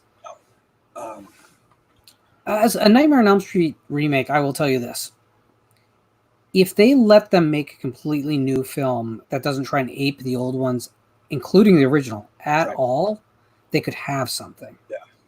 But it's almost like it would be a conceptual remake. It wouldn't be, because we don't need a remake of the original, because you're not going to make a better film than the original.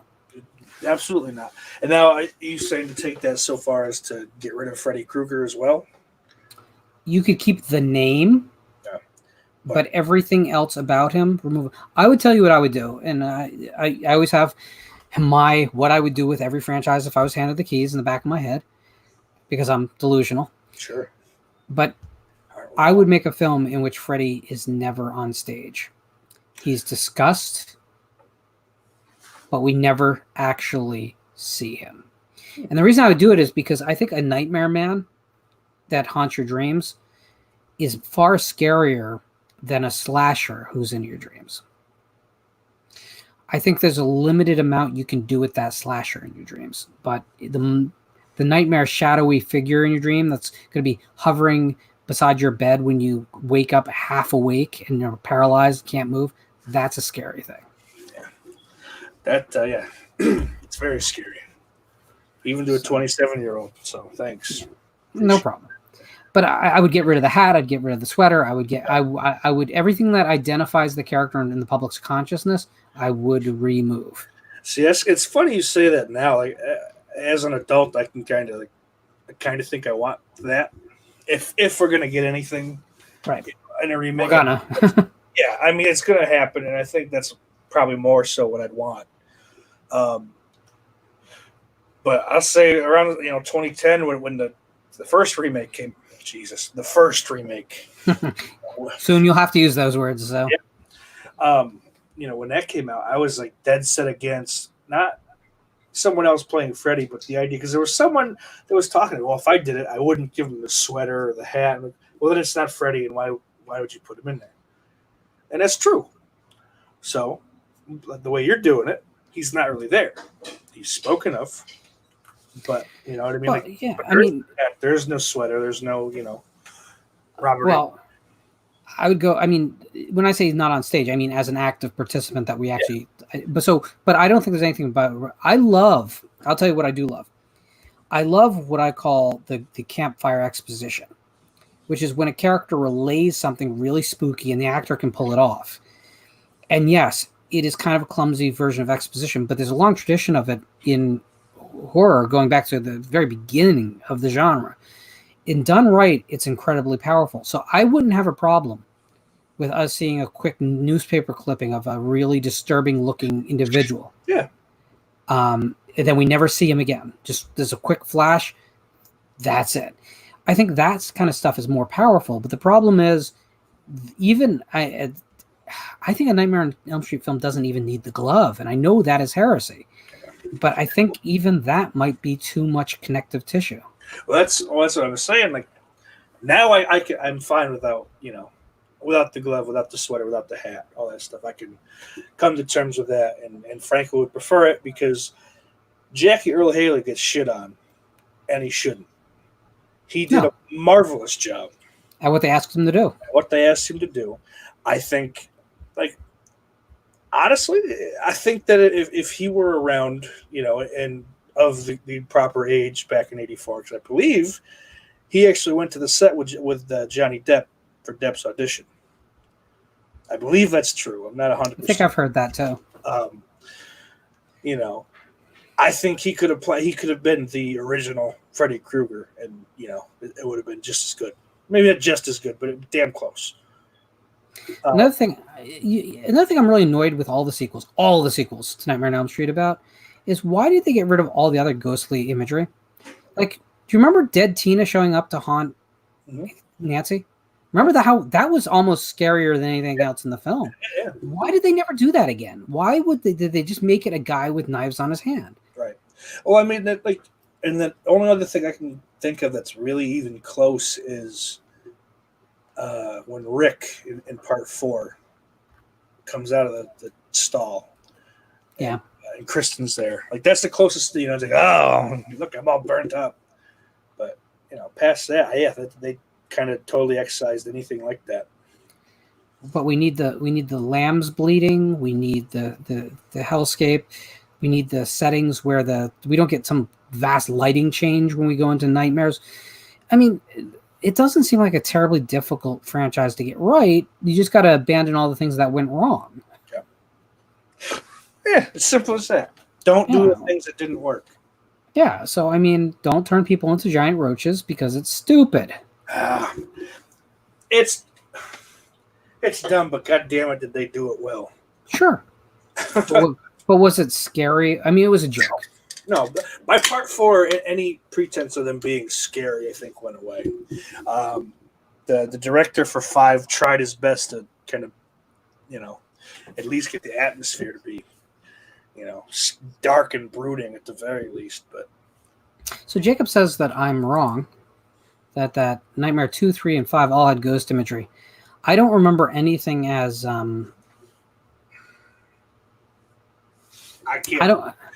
don't know.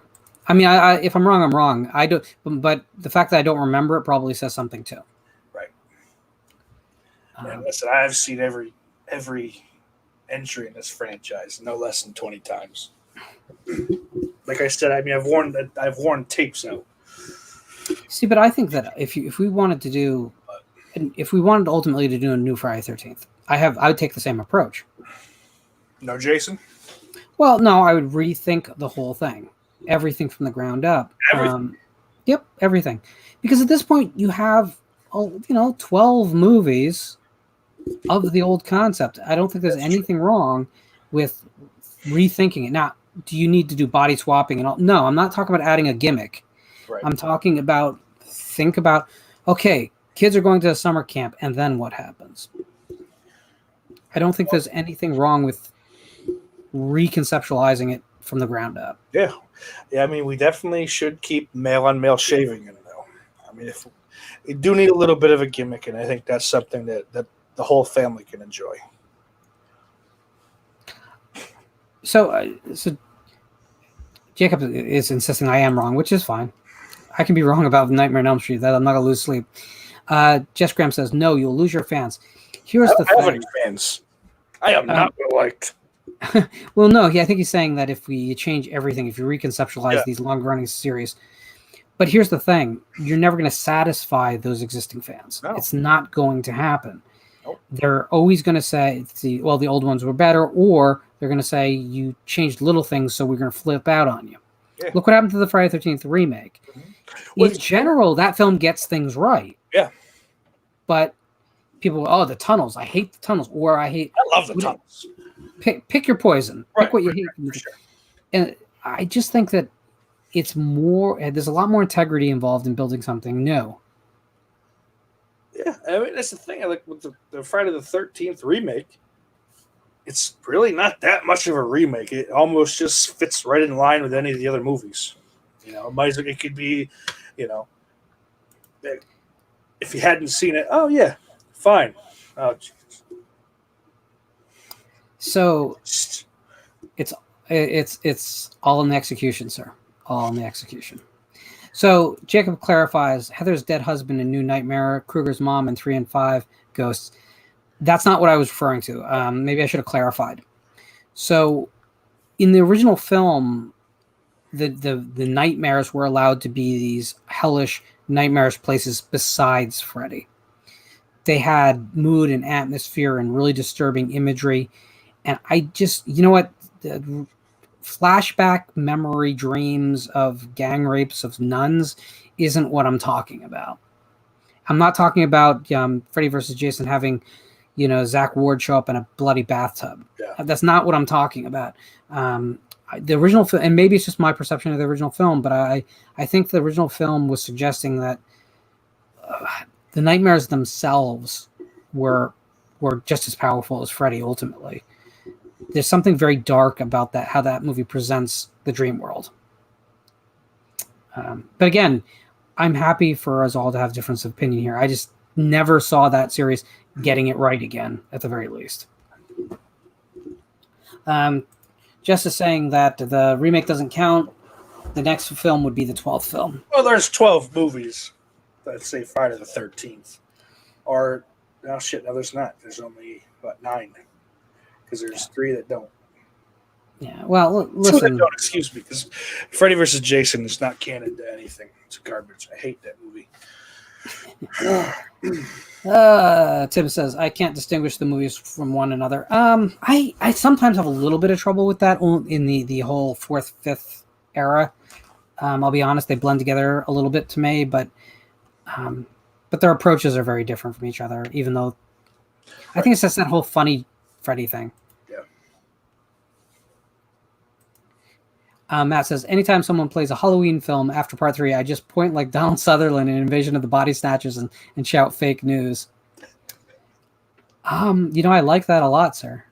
I do like the 5th film. I'm the apologist for the 5th film. But I think that everything after 3 is a guilty pleasure at best. I do feel that. No such thing as a guilty pleasure. I like that term. Yeah, because the term, it's fun to have the term, but there's there's nothing that I won't. Oh yeah, no, I don't like that movie, and then secretly I'm watching it. You know. Oh no! I will never lie about my feelings about a movie, but I think it's just a way to differentiate between the films that you're willing to die on a hill Right. for quality and the films that you can't fight for. You wouldn't die on the hill for the quality of Part 5. No, I wouldn't die on a plain, a plateau, or a deep ocean sea for it either.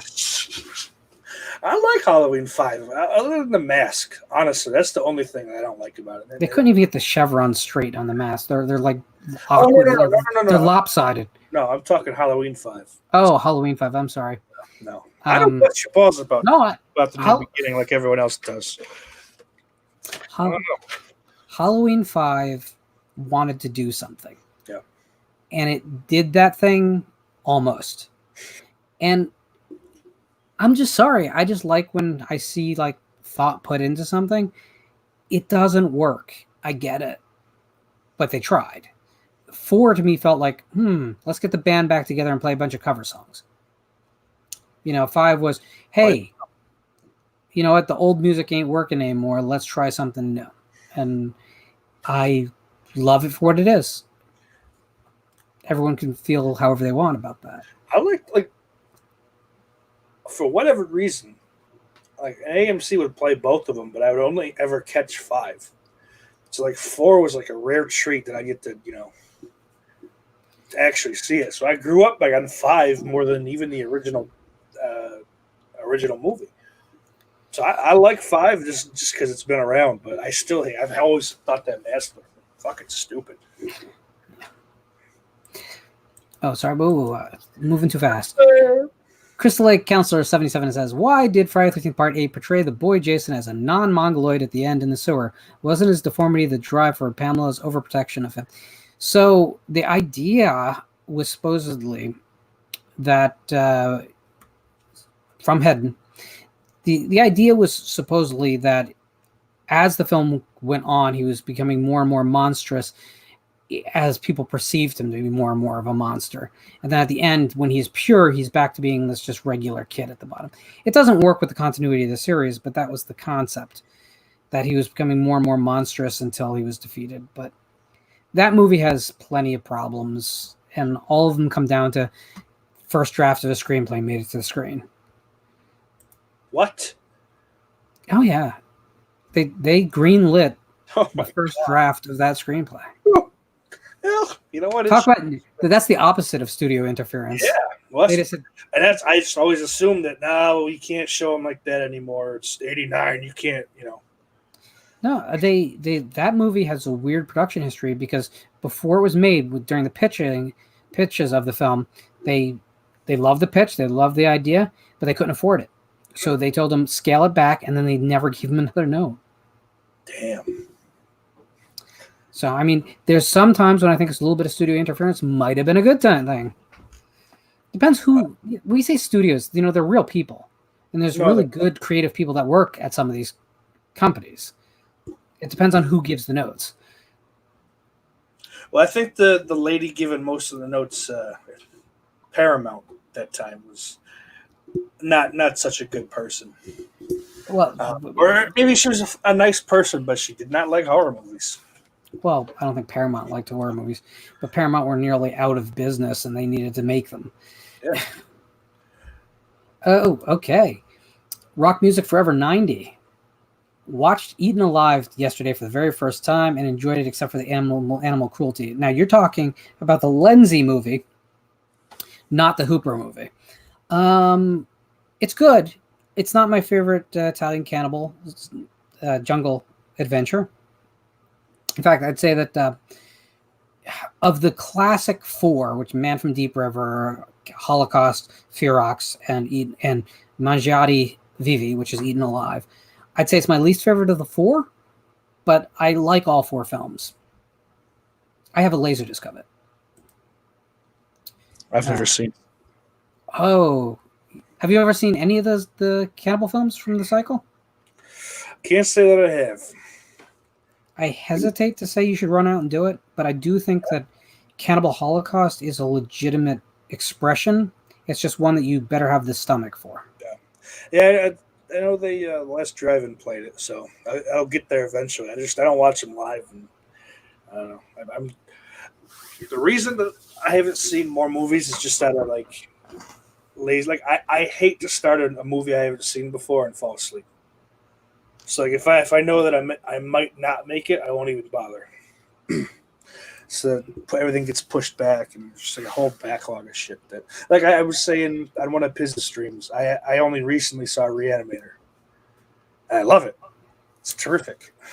I have very mixed feelings on Reanimator, but Chris Likes Counselor 77 says, I recently learned that the Scream Laserdisc is the only way to have the director's cut of the film. Do you know what's different on this version versus the original? I rented the Laserdisc back in the day. I never owned it because I don't have strong feelings about Scream.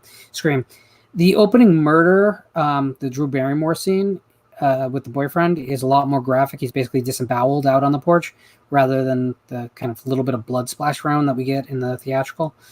And I think that's really the major difference. Christian, if you're out there, he can probably give you a full rundown because I know he owns the disc. He said he was working till 11. Then that ain't happening. So, yeah. So Jay says that Ferox is the favorite of the Italian cannibal cycle. I understand it, and it has John Morgan in it, who from City of the Living Dead, Fulci's great gut-spewing zombie masterpiece. But I think outside of him, I think it pales next to Holocaust. I think both films are great, though, in their own ways. But again, acquired taste, be ready to go in, be ready to see real animals die, be ready to see graphic rape, be ready. Yeah, I saw that. Animals are actually getting killed off for real. It's like on the Shudder site. I don't know how much you keep up on it. They have the whole movie, The Last Drive-In, with all this commentary interspliced, and because there's a lot of people that don't like to watch that kind of stuff. They have just Joe Bob's segments for that movie. Yeah. So, could you do me a favor, Sauce? Yeah. Could you hold the show for a moment? Yeah. Thank you. I'll be right back. Try to hold the show. So what's going on, guys? Let me get on YouTube real quick. Let me see the kind of comments we got going on. I'll have a chat with you. If I could find a goddamn video.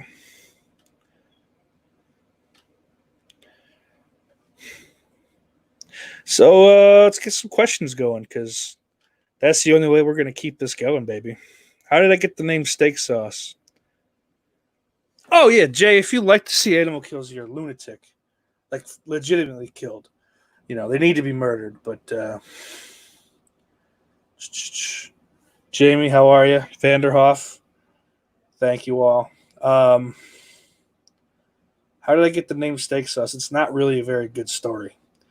I moved to a school. One of the first kids I talked to said, "Oh, I want to be called T-Bone, so I'm going to call you Steak Sauce." So he went around the school telling everyone that. Absolutely zero people ever called him T-Bone. But my name from then on was known as only Steak Sauce, to the point that most people don't know my real name. I like to keep it that way. My favorite steak sauce, you got to go A1. Oh, Lauren, you're back. I am. With special guest Stormcloud. She was calling. Yeah. She's a dark cat, so it might be a little bit... Oh, there you go. Now you can see her. Oh, look at those eyes. Oh, yeah. She's my babe. You gonna go? A debut of Off the Grill. A little bit.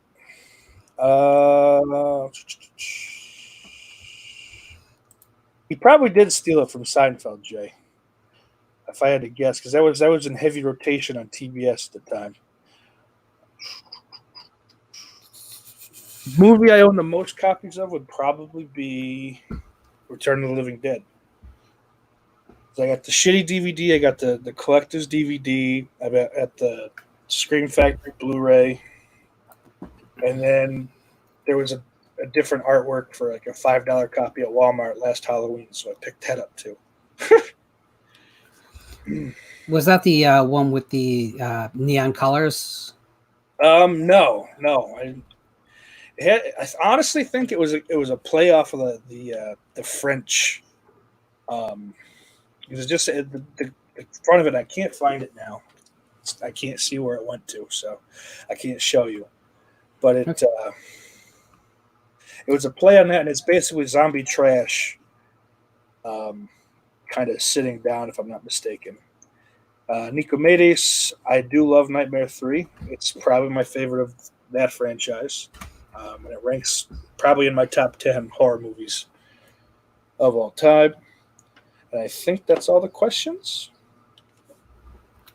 Yeah. Right, let's get us up to... Matt asks, thoughts on Chud 2, Bud the Chud? I've never seen it. Stars the great Jarrett Graham from Terror Vision and Phantom of the Paradise. It's okay. It's a thoroughly okay movie. It's slight. I mean, there's not a lot there, but I think it's fun. No John Goodman, so it can't be better than the original. Chud, I have lots of warm fuzzies about Chud. I don't watch it a whole lot, but I have a lot of good memories of that movie. I like movies set and shot in New York from that time period, from mid 70s through mid 80s. It's a good backdrop. Because I mean, listen, even without someone or something coming after you, New York City then was a scary place. Which is why it's so frustrating with Jason Takes Manhattan. If they'd just gotten Times Square, that's all they needed. Really, Times Square, right? Not the nice side. They got the pretty side of Times Square. They want to know, what do you think of Return of the Living Dead Part 3? Go ahead, because you're going to say nicer things. Oh boy, yeah. This is so. Growing up, actually, like I said, I didn't see the first one until I was in 8th grade, I think. So these two, Return 2 and 3, were on Sci-Fi almost ad nauseum, like pretty much every weekend it seemed. So I always thought, based on the tone of the second one, the Return of the Living Dead Part 2, it's a joke. It's not a sequel to anything. It's just what they named a movie, like, almost like Saturday the 14th, or I know it's the hell is that one with Rosie and Tom Arnold. I can't think. It was one of those basic scary movie, like scary movie type, like Repossessed or something like that. Of course, yeah. So 2 was always fun, and then they'd play 3, and it's a completely different tone. So and all the comedy stripped out of that one. I liked it because the girl was cute. It was a decent enough thing, and I was young to the point where I couldn't tell how bad the effects on the gangbanger zombies were. As an adult, I still liked the movie, but good God, you could pretty much see the wires. But and I hated retroactively. I hated what they did with the tar men. But that's a Yuzna kind of specialty, that goopy society type look. So I had good memories of going to see Return of the Living Dead Part 2 in theaters, but I've never thought the film was equal to the first at all. No. I kind of always viewed it as a separate thing because I wanted to like it, and if you compare it with the first, you're just not going to come out liking it. So it's always been kind of very separate from me. The third film I saw on video, like everyone else, the Vidmark VHS release, and I won't lie to you, I was hugely disappointed. I mean, I just looked at this film and said, this looks cheap. This is it's a simple idea with only a handful of characters. And the one thing I would say about the first 2 films is, love them or loathe them, they got a lot of interesting characters running around. And then the third film, I just wasn't interested by anyone. Yes, Mindy Clark is attractive. Is that enough? For me, it wasn't. Barely. I just think it's a big step down from the second film, and the second film was a big step down from the first. But like you said, it's a good thing they stopped the series at that point and never made any past Part 3. None. Yeah, it's a movie. I'll watch it sometimes, but So Matt says, but the Shed was supposed to be Return of the Living Dead Part 2, wasn't it? You know, it really feels like that's true, but I've never actually seen that confirmed anywhere. Because that opening scene does seem like pretty much exactly the scene we didn't get from Return of the Living Dead Part 2. There was a question here about why Beta died to VHS. Yeah, Crystal Lake Counselor. Why was there a jump from Beta? That is the common thought. Is that not true? Well, there was hardcore pornography released on Beta as a format. So part of the backstory is a little bit fishy, but there's no question that most of the major New York distributors, which is where porno comes from, friends, back in the day, they definitely preferred VHS because it was cheaper to produce it. And the thought was, we're going to release these. Tape reproduction was actually pretty expensive because it had to be done in real time. So you made a tape, you might have 40 decks being recorded at a time, but you was still going to take, an hour and a half for a feature-length film for every one of those tapes to be made. So you could make, 40 every hour and a half. So Beta was just more troublesome because the actual material and licensing was more expensive. So there was a lot more, period, not just pornography, but everything available on VHS. And I think just like the Blu-ray versus DVD, HD DVD battle, it just came down to where the titles were. And there was just a lot more available on VHS, a lot easier to find. Quality-wise, Beta had some audio superiority. Picture-wise, people say it was slightly better, but in every side-by-side I've ever seen, I can't see it. They're both... I mean, if there is a difference, it's so minor that no one back then was paying attention. But I do think... But the audio difference is pretty substantial, I think. But again, price was an issue too. VHS got to the consumer-level pricing for pre-recorded cassettes a whole lot earlier than Beta did. So... and again, check out my video about dead media. I never do that shit. Should I do that shit? You should. Where I constantly pimping the old stuff? I wouldn't say constantly, but I'd bring it up for sure. There's t-shirts available. Check the description below. Not merch. That's disgusting. It's down there. It's down there. But, I wanted to get one of your shirts, but I didn't want to get it in black. So I wanted to throw it on a white shirt. It was white or red. I don't remember which. But it's like nothing's going to show up. I'm like, God damn it. Because I have, almost like this is the only white shirt I own.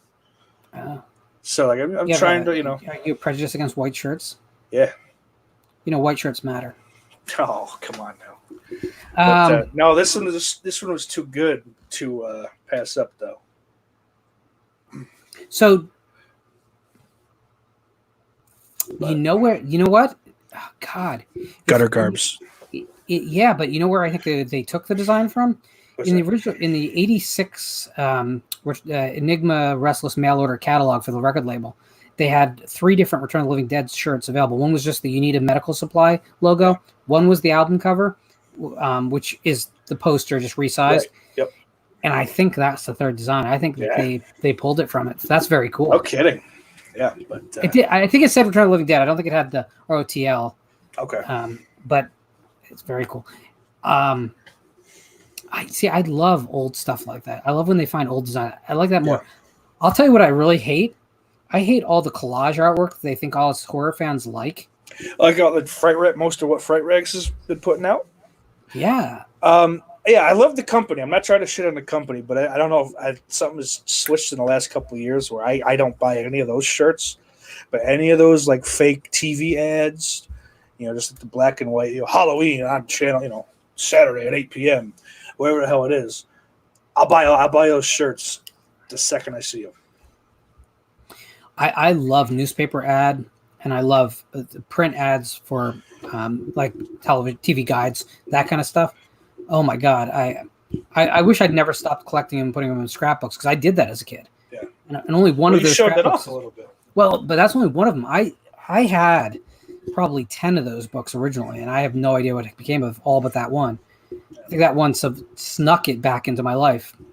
But I was big into that because as a kid, for us in my generation, we didn't have ways to revisit this stuff. Right. Like yeah. the the tie-in novelization was really important to us because it was one of the few ways you could see a movie whenever you wanted in your head. Yeah, I've only had at one point. It was one book, it was one paperback, but it was a novelization for Nightmare 4 and 5. I think it was those two together. I think you're right. Just the little differences, in the way that they wrote the story up were cool. And speaking of reading Nightmare movies, have you ever read Craven's initial script for Nightmare 3? No, I've not. It would have been a much better movie, and probably I wouldn't say a much better movie. It would have been a much different movie. Maybe a little more up your alley. I don't want to get into it because I haven't read it in 10 years, so I don't want to. But if you could find it, and I'm sure it's pretty easily available on the internet, read it. Everybody. Cool. I'm not sure there's an answer to this, but why does the theatrical cut determine what's officially canon? I hear the TV version of Halloween where Loomis is arguing to keep Michael locked up in front of the board isn't canon. Why? You know what? I don't know what canon is and isn't anymore, to be completely honest with you, because the companies aren't playing loose with it. The TV version of the original Halloween, I do think it's the superior version. You're missing the nudity and the blood, but you include the scene in the it's actually it's a scene where he kind of testifies before the medical board to keep Michael locked up. That's great. The additional scene of him fighting, asking how this could possibly have happened, how the escape happened is there. I think that stuff all plays well. The flashback that was used for Halloween 2 was shot at that same time, and it has a great look and feel to it. I just don't think, I don't know. I don't know that the canon exists with these films anymore. Now, is that the flashback where he's carved Sister into the back of the on the one side of the door? Yeah, that's cool. Not corny at all. I mean, I agree. It's got a nice look to it, but I think that the danger is once we set on something like this is canon, in 10 years people are going to change it. Mm-hmm. It's just going to happen. So I think, especially with these, it's another reason the long-running franchises are a problem. But you got to look at these things on a film-by-film basis, or you'll go absolutely insane at this point. The only consistent long-running franchise is the Saw franchise. It's the only one that has respected its own mythology, and they did it because they made them all in a very brief amount of time until recently. They literally got done making one, and within 2 months, they were working on shooting the next. But besides that, there's problems and inconsistencies with all these franchises. And you don't have to look to Texas Chainsaw Massacre to get that. You can look to any of them. Nightmare on Elm Street, Friday the 13th, any of them. Ooh, that's interesting. The network premiere of Halloween was actually blacked out in my home city. We had to drive 100 miles to watch it on a TV in a bar. That's awesome. So like your local town council or something blocked ABC that night? That's crazy.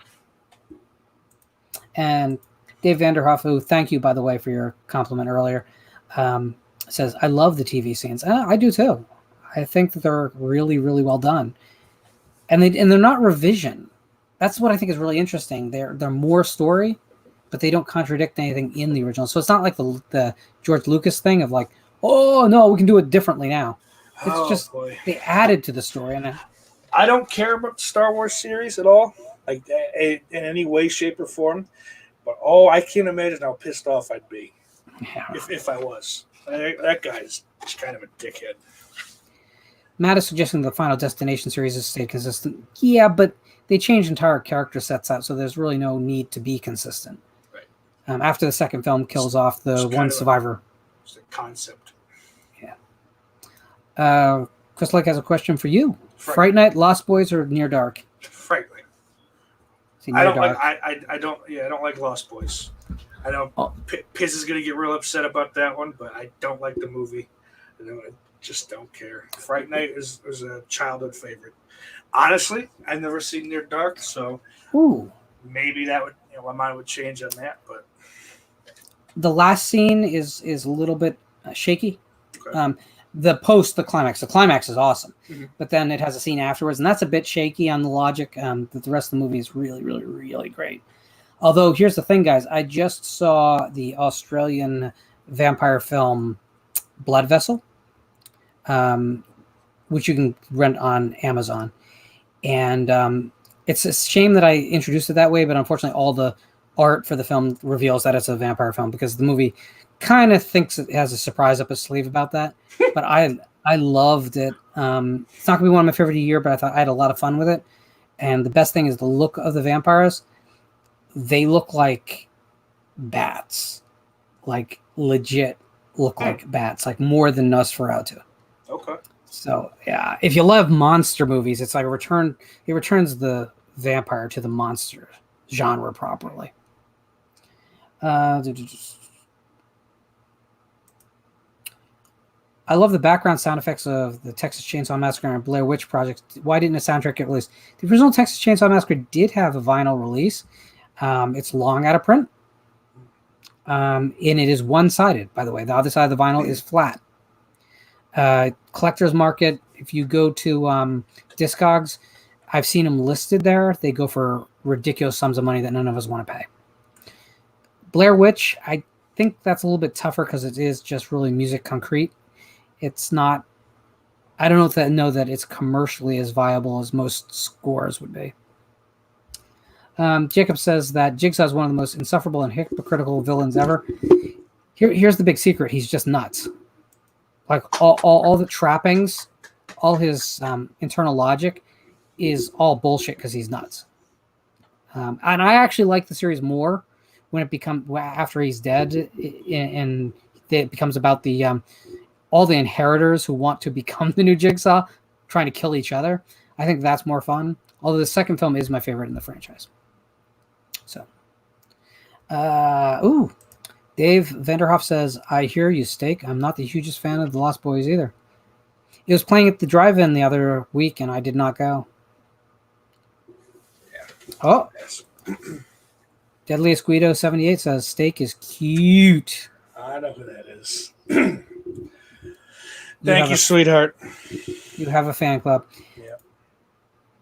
Piranha 1980, Piranha D, a 3D, or Jaws 2? So, guess what? I've never seen any of those movies. Jaws 2 is great. I started watching Jaws 2, and I think I had to go to... This was like right after Netflix streaming came out, so I had to go to my sister's chorus recital, or whatever the hell you'd call that. So, I didn't want to go. I made a big stink about it. But was she good? No. Okay. No. Fright Night, From Dusk Till Dawn, or John Carpenter's Vampires? I'm going to go From Dusk Till Dawn. I'll go with Fright Night on that. Yeah? I'm not a big Dusk Till Dawn guy. No? No. Splatter University, Horror High, or Return to Horror High? Jesus Christ. Is a medically induced coma an option?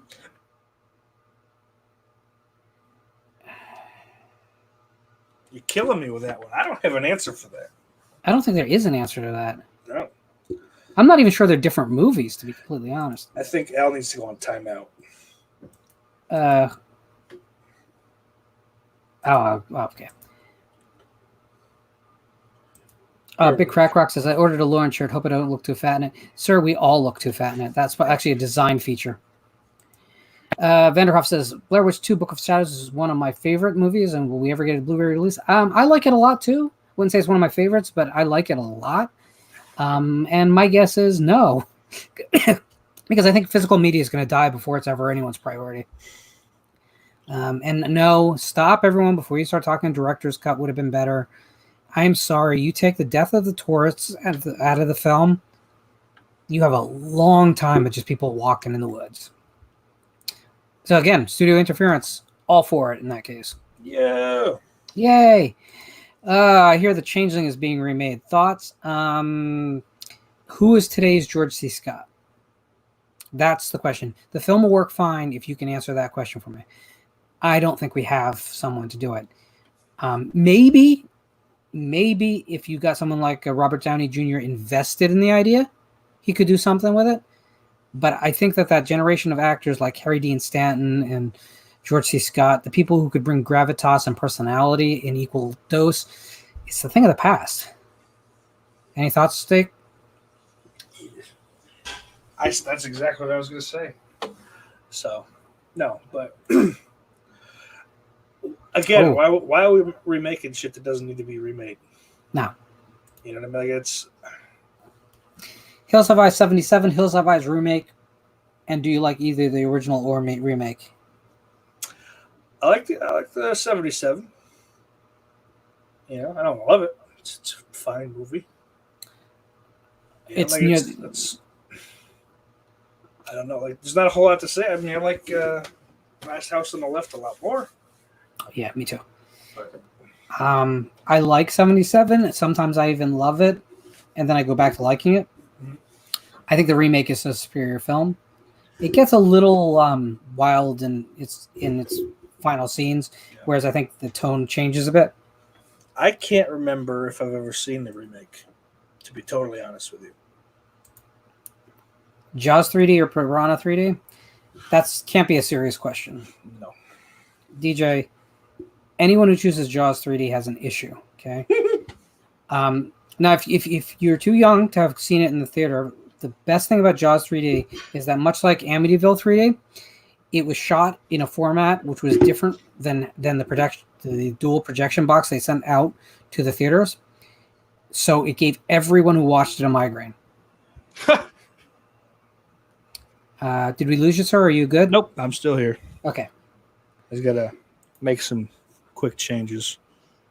So DJ Donnelly also asks, should a Nightmare on Elm Street movie work in 3D? Well, we had one of those called Freddy's Dead. Yeah. I honestly wouldn't mind seeing a whole Nightmare in 3D. Let's see if it might be fun. I'm not against 3D. I don't think it necessarily adds anything unless you choose to film it to add something. Mostly they don't. This is Crystal Lake's favorite question, so it's for you now. Sauce, would you rather have a beer with Donald Pleasance or Roddy McDowell? I go Donald Pleasance. But you have a chance of getting lucky with Roddy McDowell. Just saying. Well, I think I could talk Donald Pleasance into some things. Okay. You are a smooth talker. You have that up on me. Is there a story behind that comment? Past just no,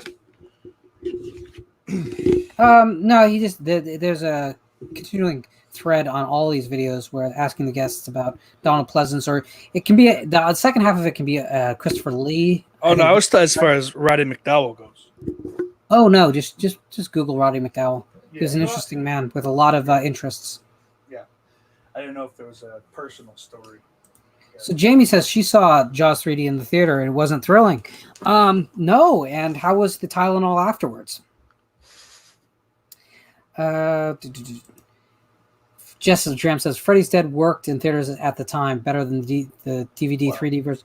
It did, but it was red-blue even in theaters. It was not polarized 3D. So it did discolor the rest of the screen, which is my problem with, anaglyphic 3D. I needed some Trolls World Tour magic to get my voice back. Sure. Yeah. That's your voice. The Perfect Host is a good flick if you haven't seen it. I haven't. Haven't seen it. No. Okay, here's a good question. Here's a legitimately good question. Jacob asks, Tetsuya the Iron Man or Rubber's Lover? I'm going with Guinea Pig instead, if we're going to go there.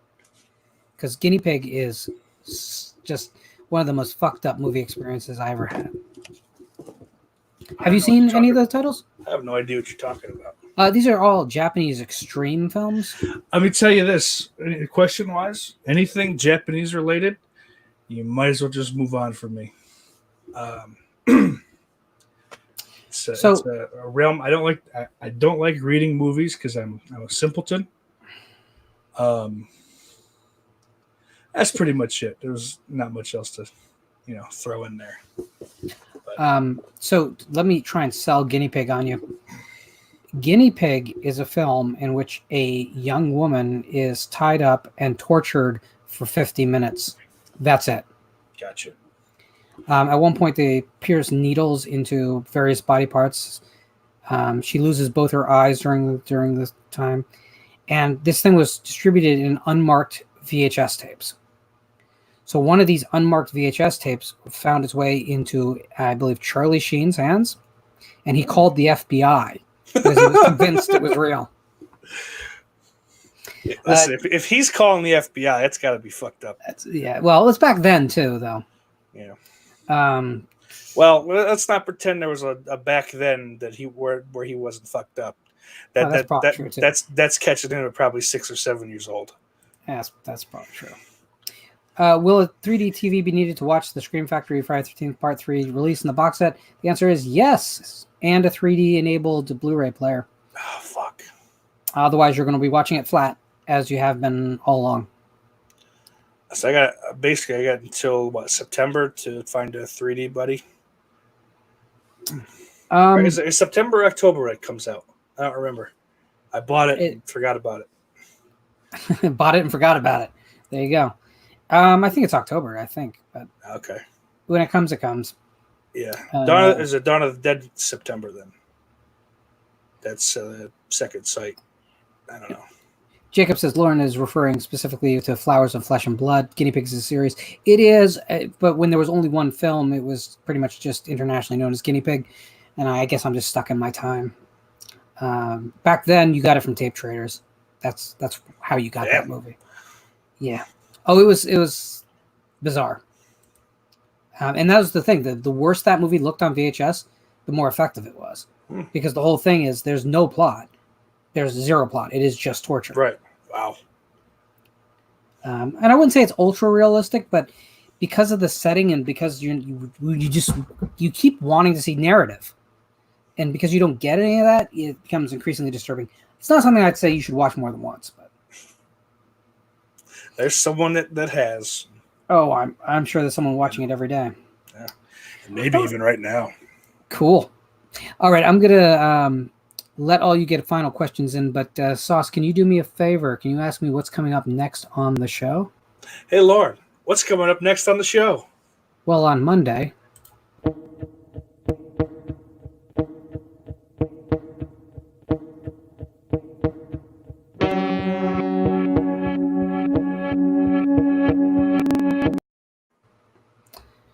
So yeah, we have Jeff Strand coming on Monday. Jeff, of course, is the author of 20 horror novels published, all in the mainstream press. He is probably the best-known comedic horror writer out there, but I will tell you that one of his very earliest novels, Pressure, is actually a straight-up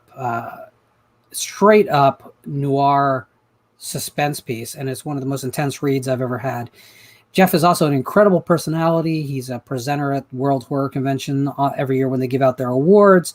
He's a mainstay fixture in the Horror Writers of America. He's had many posts in that organization, and he's just all around one of the nicest people you're ever going to meet. So if you enjoy good horror fiction, you should definitely check us out. And even if you don't, simply because he has a lot of great stories and he's just an infectious personality. So, Stick Sauce, I'm going to need you to have read at least half his bibliography by next week. You got it. Cool. So, final questions are coming in. Sauce, favorite Wes Craven flick? Easily, I mean, Nightmare on Elm Street would be the easy route, but People Under the Stairs is pretty terrific too. I'd probably definitely put that over New Nightmare. Last House on the Left, honestly, as fucked up as that movie is, the levity with the cops, I kind of have a lot of fun with it. Just the juxtaposition of everything that happens down by the lake, and before that even, but with the fucking idiots in a chicken truck. But you know what? I'll go People Under the Stairs. Oh, Um, any day, I'm not a huge Craven fan. Everyone knows this. Any given day, I can give you a different answer. If you catch me on a day when I feel good about Hills Have Eyes, I'll say that. I like the original Nightmare on Elm Street a lot. I love Last House on the Left. I also love Serpent in the Rainbow. It depends which day you're asking me. Lost Cunningham says Pressure is the shit. There you go. Jacob says, I know that guy. Well, not personally his work. I know his work, though. Yes, and he's one of the best.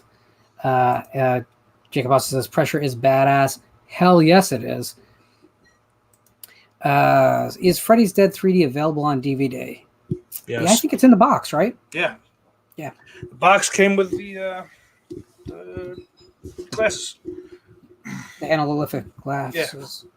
Yeah. Sauce, is there a horror film that still gets you as an adult as it did as a kid? Poltergeist still gets me. I mean, Jaws. I mean, if you want to go call Jaws horror, Jaws would definitely be one. The Exorcist. Past that, no. Halloween for a long time. Michael Myers scared the shit out of me. Well into high school. But then, you know, I kind of hate this movie a little bit because of that, and not because of things that most people hate the movie for. But I saw Rob Zombie's Halloween a couple years after it was in theaters, and that removed any fear of the character, just entirely. But well, there's a legacy for you. Yep. Thanks, Rob. So, DJ Donnelly, no, I do not pay the authors to be on the show. I don't pay any guests. If anyone was to ask me for money, they'd be the wrong person to be on the show. As you guys know my spiel, I don't want to ever charge you guys for what I do. I don't think there's great value in it by itself, and B, it's about the community.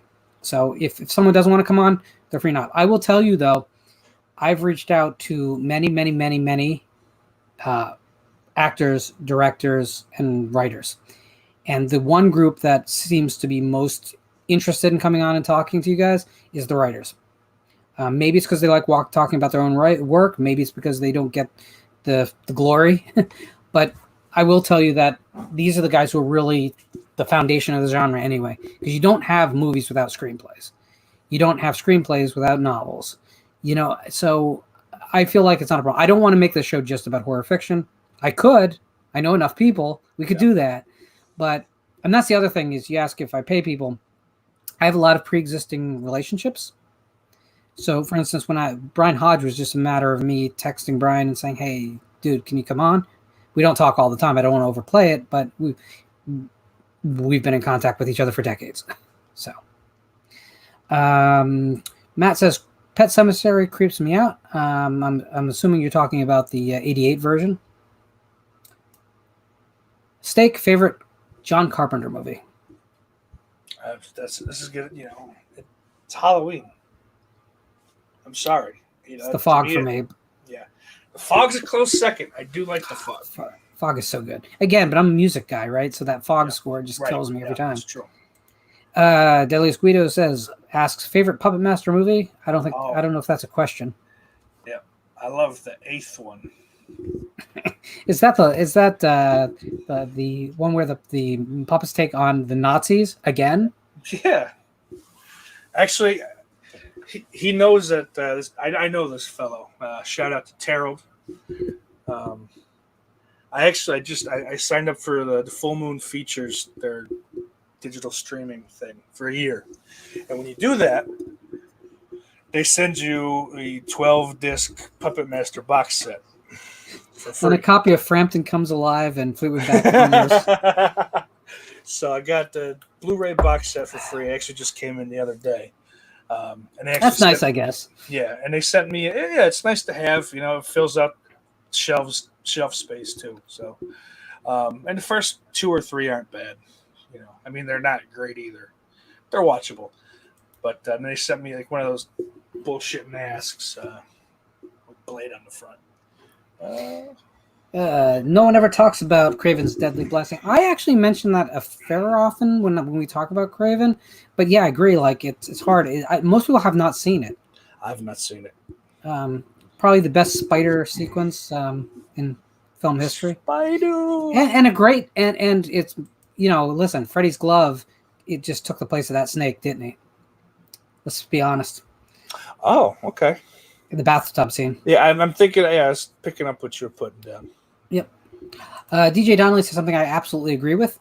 Poltergeist 2 is creepier than 1. Has that got the priest in it?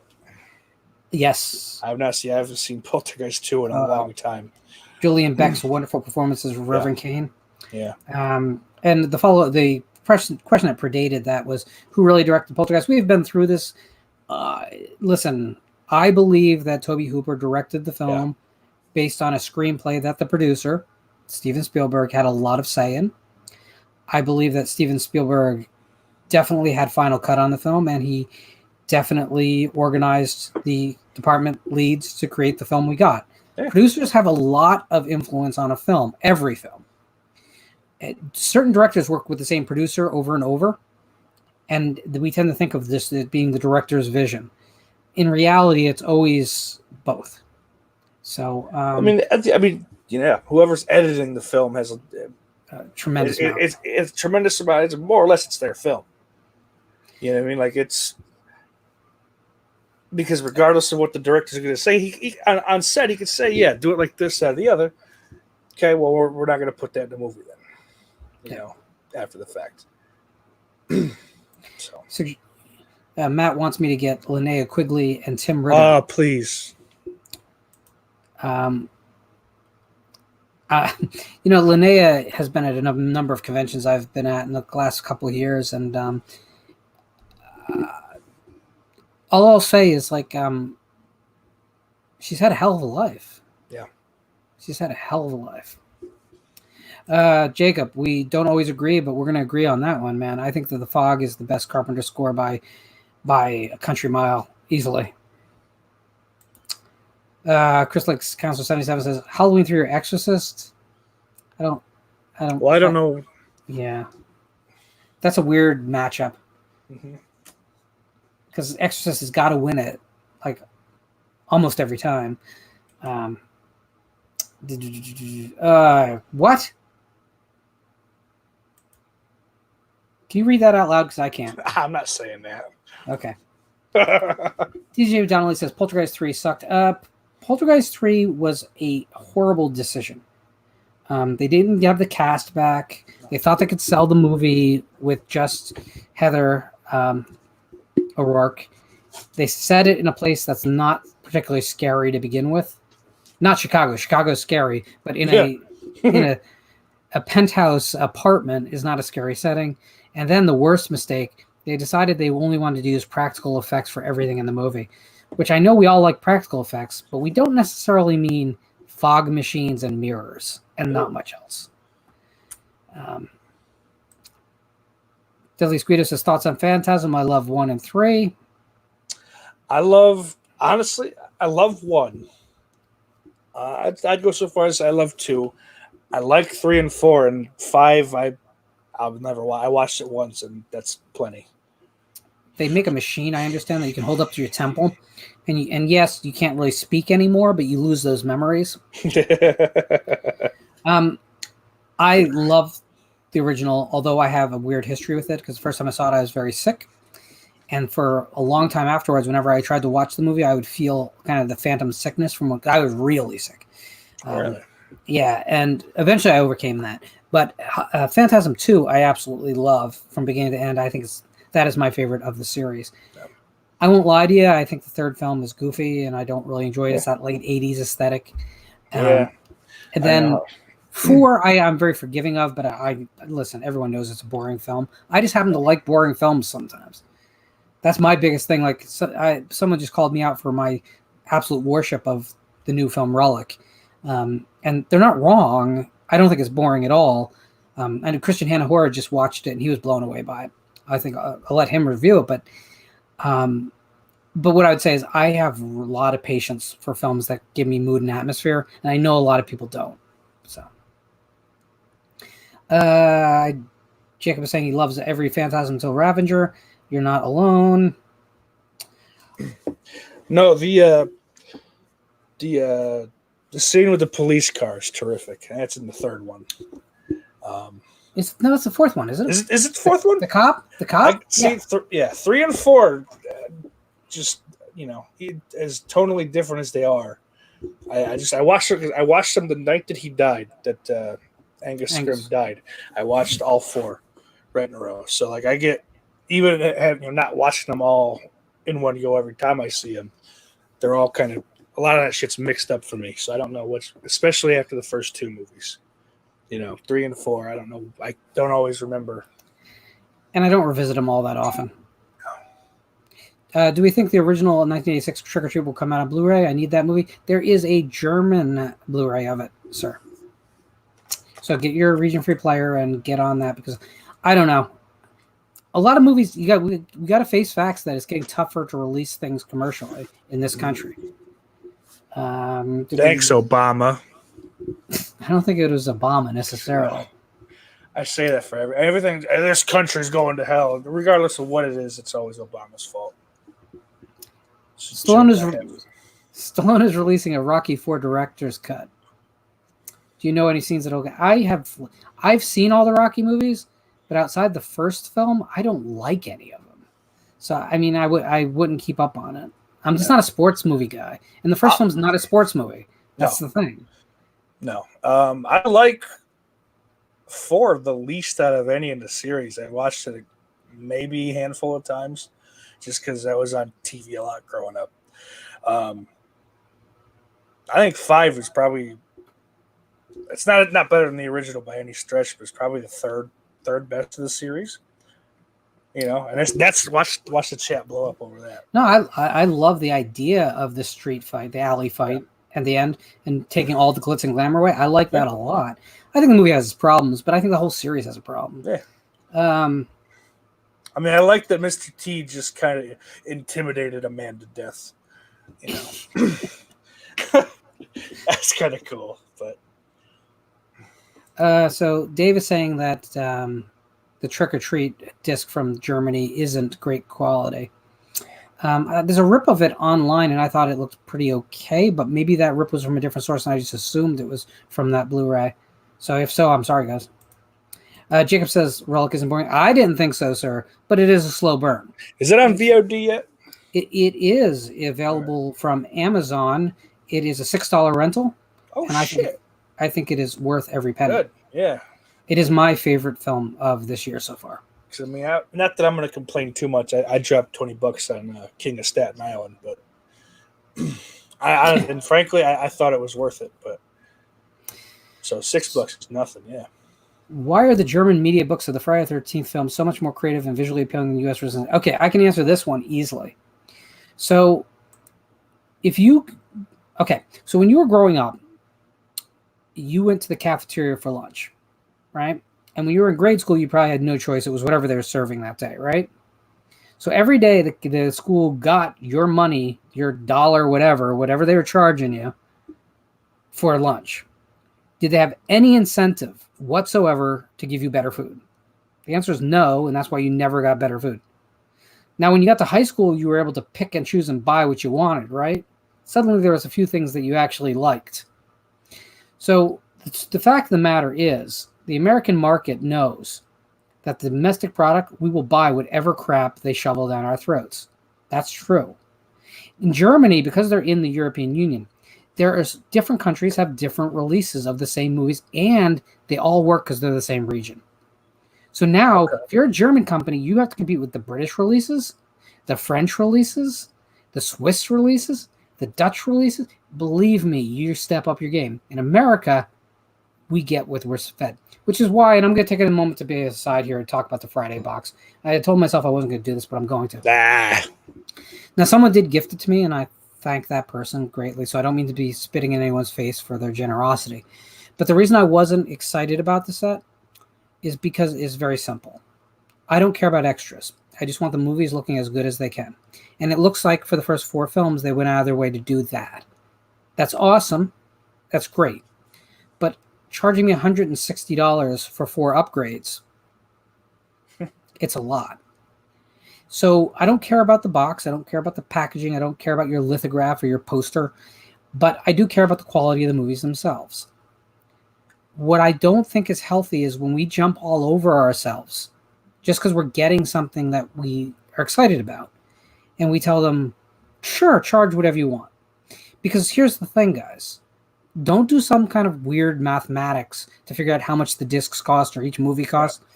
Ask yourself this. How many times have you bought these movies before?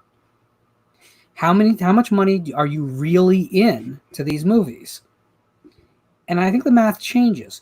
So I just want them to get, all I wanted really, to be honest with you, was single disc releases of all the films in 4K.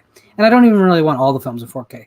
Give me the first 4, the 6th, Jason X, I think I'm good. Then I can just go back to my Blu-rays for everything else, and I'm good. But they didn't do that. They made you buy a box. Now, spoilers, if you think that box is the last release of these transfers, you're out of your mind. No, So I mean, even with the Halloween set, within 6 months, the producer's cut, which was, the big selling point of that whole fucking thing, was out in a solo release. Yeah, so to think that the same company's not going to do the same thing with a box set, you're nuts. Now, Nico is right here, though. He says he's excited about it because he loves extras. Now, for someone like him, it probably does make sense. For someone like me, who will never watch all of the special features even once, and will certainly never watch any of them a second time, it's not. So we're different consumers. I would just like to see a kind of democracy on the marketplace, whereas your needs and my needs get fed. And a place like Germany has proven it can happen. Mm-hmm. So that was my resistance to it. I know a lot of people kind of looked at me funny. It's like, why is this guy who claims to be a huge Friday fan pissed off about a new box? I wasn't pissed off. I was just not going to buy it. Well, let's not pretend like people don't look at you funny all day, every day. Anyway. Well, those who were lucky enough to see me. But yeah, I'm very much a features guy. So. Well, that's awesome. Yeah. If Edge of the Axe got a Blu-ray release, Trick or Treat will eventually get one as well. I'd like to believe that because Trick or Treat is a better film, although it's aged poorly. Edge of the Axe, I don't know why it got a Blu-ray release, to be completely honest. That is a DVD feature, definitely. But for those of you who love it, great, awesome. I'm not telling you what you should like or not. I just don't see that film as something I necessarily need in the best possible quality. Well, it's too. I mean, you think you talk about it all the time, like priority-wise. There's certainly movies that are of a higher priority to get transferred over before that. So, quality aside. Jacob says, Relic, Platform, Ghost Stories, and The Lodge are the best horror films so far this year.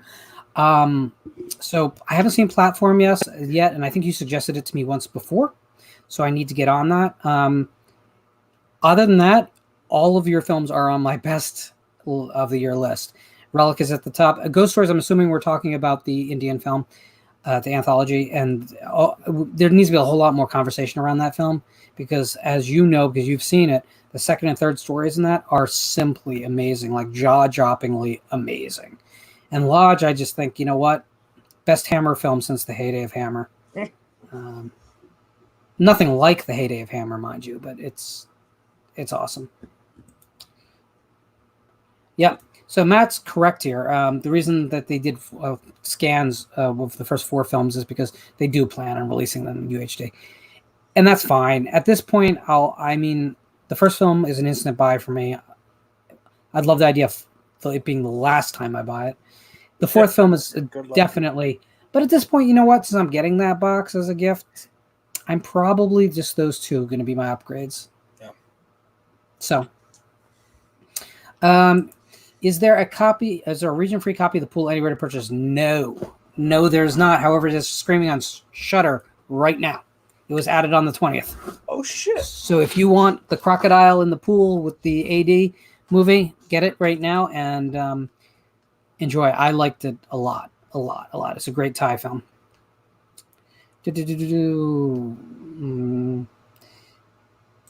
Dave says he likes Edge of the Axe and he's glad it got the treatment. Then I'm glad. I'm genuinely glad. a lot of my peers were talking the movie up, and I revisited it because they were talking it up so much. I was like, my memory must be wrong on this. But unfortunately, my opinion has not really changed on it. Jacob says the platform is on Netflix. I'm going to check it out, sir. I'm going to check it out because obviously our tastes do run parallel on at least on the high side of the genre. As we say, the prestige side of the genre. You got a visitor, sir? Yeah, it's just my phone. But okay. I am expecting a late night delivery. Yeah. It's fine. He's just saying, hey, we'll be there soon. Thanks.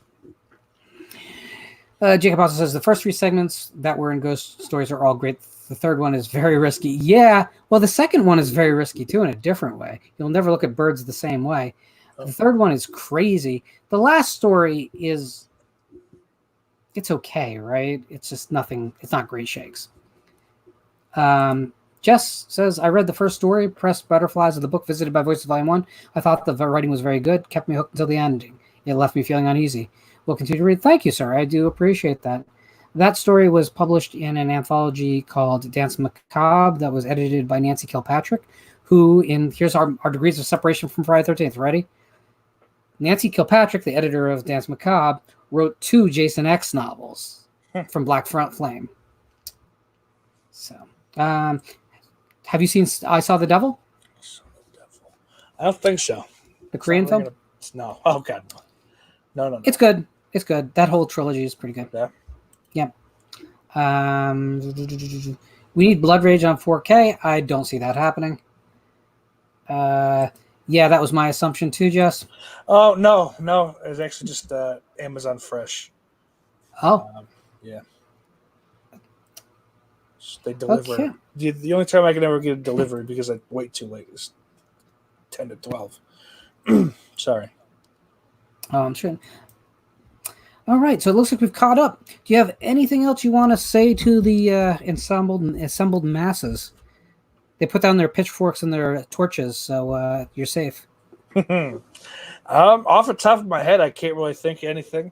You can follow me for the time being on Twitter at what is it, Deacon? Let's stop right there. Let's talk Twitter for a second. Actually, I think this is going to be the most important part of our discussion.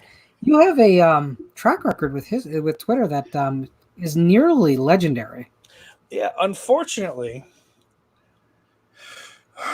I didn't know you couldn't do this, but apparently you're not allowed to wish COVID on somebody. Okay, they're very sensitive about the COVID. They did, because there's that was the tweet that got me banned, and then stuff's. Yeah, the initial time, my long-standing account, my 6-year-old account. I'm tweeting from one now that I happened to come across. It's 10 years old. I had to delete a lot of embarrassing tweets off of that one. But well, there goes your Senate possibilities. Yeah. Well, it's not even. It's just embarrassing, just out of high school kid questions, and Twitter was new, so nobody knew how to use it then. Like 1 inch higher and generally speaking, up and down motions. Oh, I thought I was answering one of your tweets. But so they banned me for that, and then I kept. I'm stupid, and I don't think. I kept making new accounts on the same IP, and so they banned me. And that's this last one, the one that I had for the podcast. I made the mistake of I wasn't paying attention, and the VPN was turned off. That's the key. As soon as that VPN was turned off, they went, "Sorry, Buster."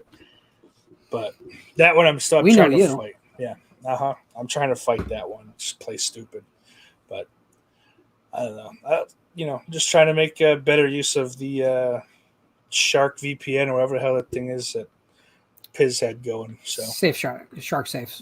Yeah, I have it. I had it before Piz started promoting it, but I mean, I got a very similar deal, so I'm not using. I don't need to scream at Piz about that. That's fine. But yeah, so I think as of right now, it's Deacon Taylor 66 on Twitter. It's the Sauce 66 on Instagram, and that's about it. Cool. And someday we hear your podcast will be coming soon.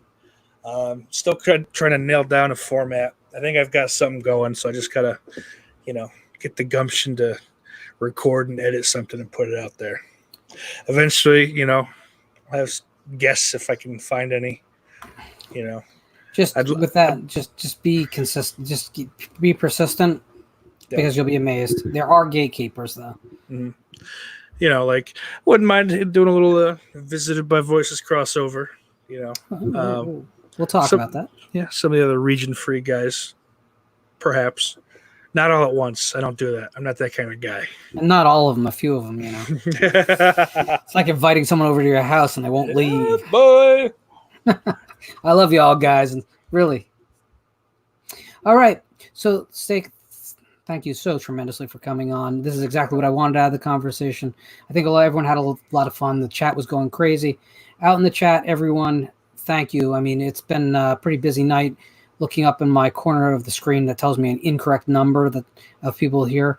I will tell you that this was a well-attended show, and I really do appreciate that. I may do a broadcast this weekend at some point, just be solo. I don't know. Like last weekend, I kind of have things going on, but I might do one. If not, I will see you on Monday with Mr. Jeff Strand. Everyone, have a great rest of your night. Iris loves you.